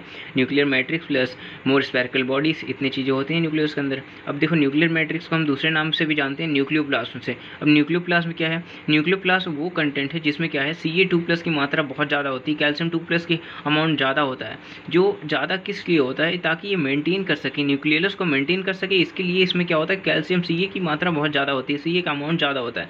देन हम बात करेंगे इनसाइड न्यूक्लियोप्लास्ट या फिर न्यूक्लियर मैट्रिक्स कंटेन क्या होता है? न्यूक्लियोलस होता है और क्रोमेटिन होता है, ठीक है। न्यूक्लियोलस और क्या होता है? क्रोमेटिन होता है न्यूक्लियोप्लास्ट के इनसाइड। अब हम बात करें न्यूक्लियोली की। न्यूक्लियोली क्या है? स्पेरिकल स्ट्रक्चर जो कि प्रेजेंट है न्यूक्लियोप्लास्ट में, ठीक है। स्पेरिकल स्ट्रक्चर है जो कि किस में प्रेजेंट है? न्यूक्लियोप्लास्ट में प्रेजेंट है। देन हम बात करेंगे कंटेंट ऑफ न्यूक्लियोलस कंटिन्यू होता है रेस्ट न्यूक्लियोप्लास्ट से, ठीक है। अब देखो जो कंटेंट है न्यूक्लियोलस का वो किसके साथ कंटिन्यू हो रहा है? जो बचा हुआ है न्यूक्लियोप्लास्ट है ना, उससे जाके कंटिन्यू हो जाता है। जो कि न्यूक्लियोप्लास्ट में क्या है? एक नॉट मेम्ब्रेन बाउंड है, ठीक है, नॉन मेम्ब्रेन है, ठीक है। या फिर कह सकते हो ये मेम्ब्रेन बाउंड नहीं है, नॉट मेम्ब्रेन बाउंड, ठीक है, ये भी बोल सकते हो। अब देखो अगर हम बात करें न्यूक्लियोलस की, तो एक साइट है किसका? एक्टिव राइबोसोमल आरएनए सिंथेसिस का। This is site for active ribosomal RNA synthesis. Then हम बात करते हैं cell that perform actively protein synthesis contain more number of cell क्या करते हैं? एक्टिवली प्रोटीन सिंथेसिस करते हैं। उन सेल्स में क्या होता है? लार्जर साइज न्यूक्लियोली का जो कंटेनिंग अमाउंट है ना वो ज़्यादा होता है, ठीक है। वो सेल क्या करेंगे? Cell have larger size nucleoli या फिर nucleus that perform actively protein synthesis. वो सेल के पास, सेल जो है जो परफॉर्म करता है एक्टिवली प्रोटीन सिंथेसिस, उस सेल के पास क्या होता है? लार्जर साइज के न्यूक्लियोली होता है या फिर न्यूक्लियस होता है, ठीक। ये आप समझ में आ गया ना। अब बात करते हैं क्रोमेटिन की। क्रोमेटिन क्या है? इंटरफेस में, ठीक है। न्यूक्लियस क्या है? न्यूक्लियस क्या होता है? A loose and indistinct network of nucleoprotein fibre है, ठीक है। न्यूक्लियस में क्या होता है? एक लूज होता है, इंडिस्टिंक्ट नेटवर्क होता है किसका? न्यूक्लियोप्रोटीन फाइबर का। देन हम बात करते हैं in different stage of a cell division. Cell show structure. देखो अलग अलग स्टेज में सेल डिवीजन में सेल क्या शो करता है? स्ट्रक्चर शो करता है। वो जो सेल का स्ट्रक्चर है अलग अलग सेल डिवीजन में, उसी सेल को हम क्या बोलते हैं? स्ट्रक्चर को हम क्रोमोसोम बोलते हैं। और वो किसके प्लेस पे आता है? अलग अलग सेल डिवीज़न जब चलता है ना, वो आ जाता है किसके फेस पे? वो आता है न्यूक्लियस के प्लेस पे, आपका क्रोमोसोम। तो अगर हम बात करें क्रोमेटिन की, क्रोमेटिन ये भाई यहाँ टी कहाँ गया क्रोमेटिन का, ठीक। क्रोमेटिन की बात करते हैं। क्रोमेटिन कंटेन क्या करता है? डीएनए कंटेन करेगा, कुछ बेसिक प्रोटीन, और क्या है? बेसिक प्रोटीन को हम हिस्टोन बोलते हैं, plus non histone protein plus RNA. यही बात हमने पहले ही बताई थी आपको।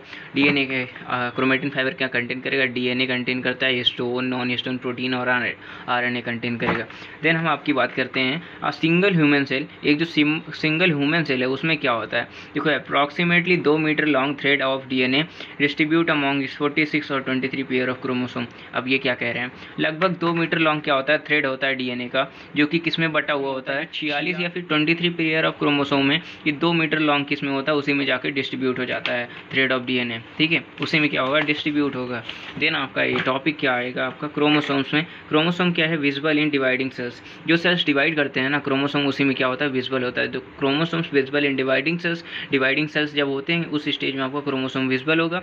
देन क्या है? Primary constriction of centromere on the side structure kinetochore are present. जो प्राइमरी कॉन्स्ट्रिक्शन होता है और सेंट्रोमेयर कह सकते हो, on the sides disc shaped क्या होता है? एक स्ट्रक्चर होता है, उस स्ट्रक्चर पे क्या होता है? काइनेटोकोर प्रेजेंट होता है। हम आपको दिखा दें वो स्ट्रक्चर, रुक जाओ पहले इसको बता दें। सेंट्रोमेयर क्या करता है?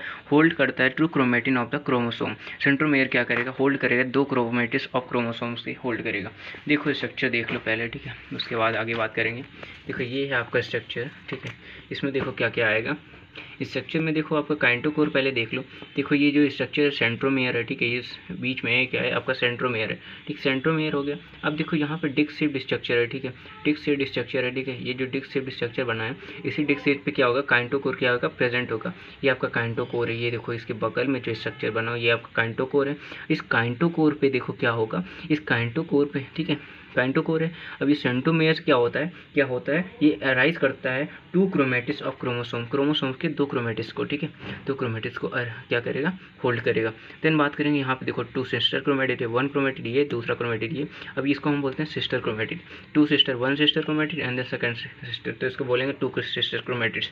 ये आपका लास्ट में आएगा, लास्ट पर टीलोमेयर है, इसको हम बोलते हैं एक क्रोमोसोम, ठीक है। टीलोमेयर यहाँ भी लिखा हुआ है, और कह रहे हैं स्पिंडल माइक्रोट्यूबुल, स्पिंडल माइक्रोट्यूबुल्स इसको कह रहे हैं, जो ब्लू वाला स्ट्रक्चर है। ठीक, यहाँ समझ गए होगे आप अच्छे से इसका स्ट्रक्चर क्रोमोसोम का।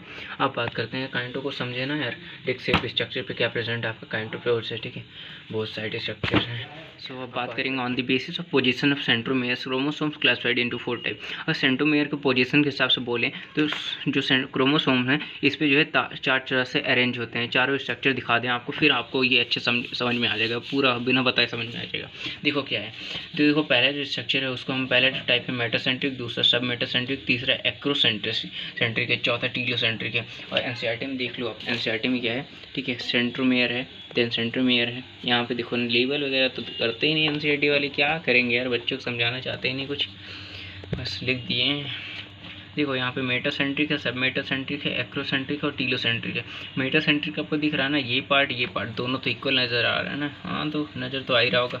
देखो इसमें क्या है, एक शॉर्ट आर्म हो गया है, एक लॉन्ग आर्म है। ठीक है, इसमें क्या हो गया, एक एक्सट्रीमली शॉर्ट हो गया, एक तो लॉन्ग आर्म हो गया। इसमें क्या है, इसमें तो क्या हो गया, एक साइड का क्या हो गया, एक्सटेंट ही हो गया। ठीक है, गायब भी हो गया, टर्मिनल सेंट्रोमेयर हो जाएगा, टर्मिनल सेंट्रोमेयर समझे, सेंट्रोमेयर ही बचा है। ठीक है सिर्फ, और इसमें क्या है, एक लॉन्ग आर्म बचा है, बस यही चीज़ यहाँ पे लिखा हुआ है। ठीक है, एक आपको समझा दूँ समझ जाओगे। देखो क्या है, chromosomes has middle centromere forms two. देखो क्रोमोसोम में क्या होता है, मिडिल में सेंट्रोमेयर होता है, फॉर्म करता है 2 इक्वल आर्म तक क्रोमोसोम्स, 2 इक्वल आर्म फॉर्म करेगा। ठीक, समझ गया ना, 2 इक्वल आर्म फॉर्म कर रहा है, देखो इधर बराबर है ना, यही बता रहे हैं। अब इसका जो स्ट्रक्चर की अगर शेप की बात करो ना, तो वी शेप का होता है। ठीक है, वी शेप का होता है, आगे पढ़ोगे तो आपको पता चलेगा, हम फिलहाल बता दे रहे हैं, याद रखना वी शेप का होता है, ये वी शेप स्ट्रक्चर बनाता है मेटासेंट्रिक की अगर बात करो। और सेकंड बात करो सब मेटासेंट्रिक, क्रोमोसोम है centromere slightly away from the middle. देखो सेंट्रोमेयर तो होता है, क्रोमोसोम है सेंट्रोमेयर। ठीक है, सेंट्रोमेयर पर क्रोमोसोम होता है, लेकिन क्या होता है, स्लाइटली अवे फ्रॉम मिडिल से थोड़ा अवे होता है ऑफ द क्रोमोसोम है ना। एक आर्म क्या हो जाता है, शॉर्ट हो जाता है, एक आर्म क्या हो जाता है, लॉन्ग हो जाता है। इसका जो स्ट्रक्चर बनेगा, उसका जो शेप बनेगा ना, वो एल शेप बनेगा। देन आपका हम बात करते हैं किसका, एक्रोसेंट्रिक का। एक्रोसेंट्रिक क्या है, chromosome centrosome situated close to edge end. कह रहे हैं जो भाई तुम्हारा क्रोमोसोम्स हैं सेंट्रोमेयर पे क्या होगा, सिचुएटेड होगा एट द एंड या फिर क्लोज टू एज एंड, मतलब खत्म होने पे आ जाएगा भाई, खत्म होने वाला रहेगा। फॉर्म करेगा एक एक्सट्रीमली शॉर्ट और एक क्या बनाएगा, वेरी लॉन्ग आर्म्स बनाएगा।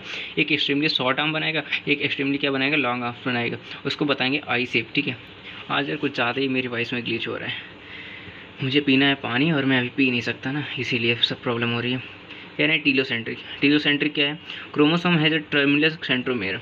तो क्रोमोसोम में क्या होता है, टर्मिनल सेंट्रोमेयर होता है, सिर्फ वही बचता है भाई, सेंट्रोमेयर ही बचता है, एक साइड होता ही नहीं कुछ। और ये जो स्ट्रक्चर बनेगा यहाँ पे जे शेप बनेगा।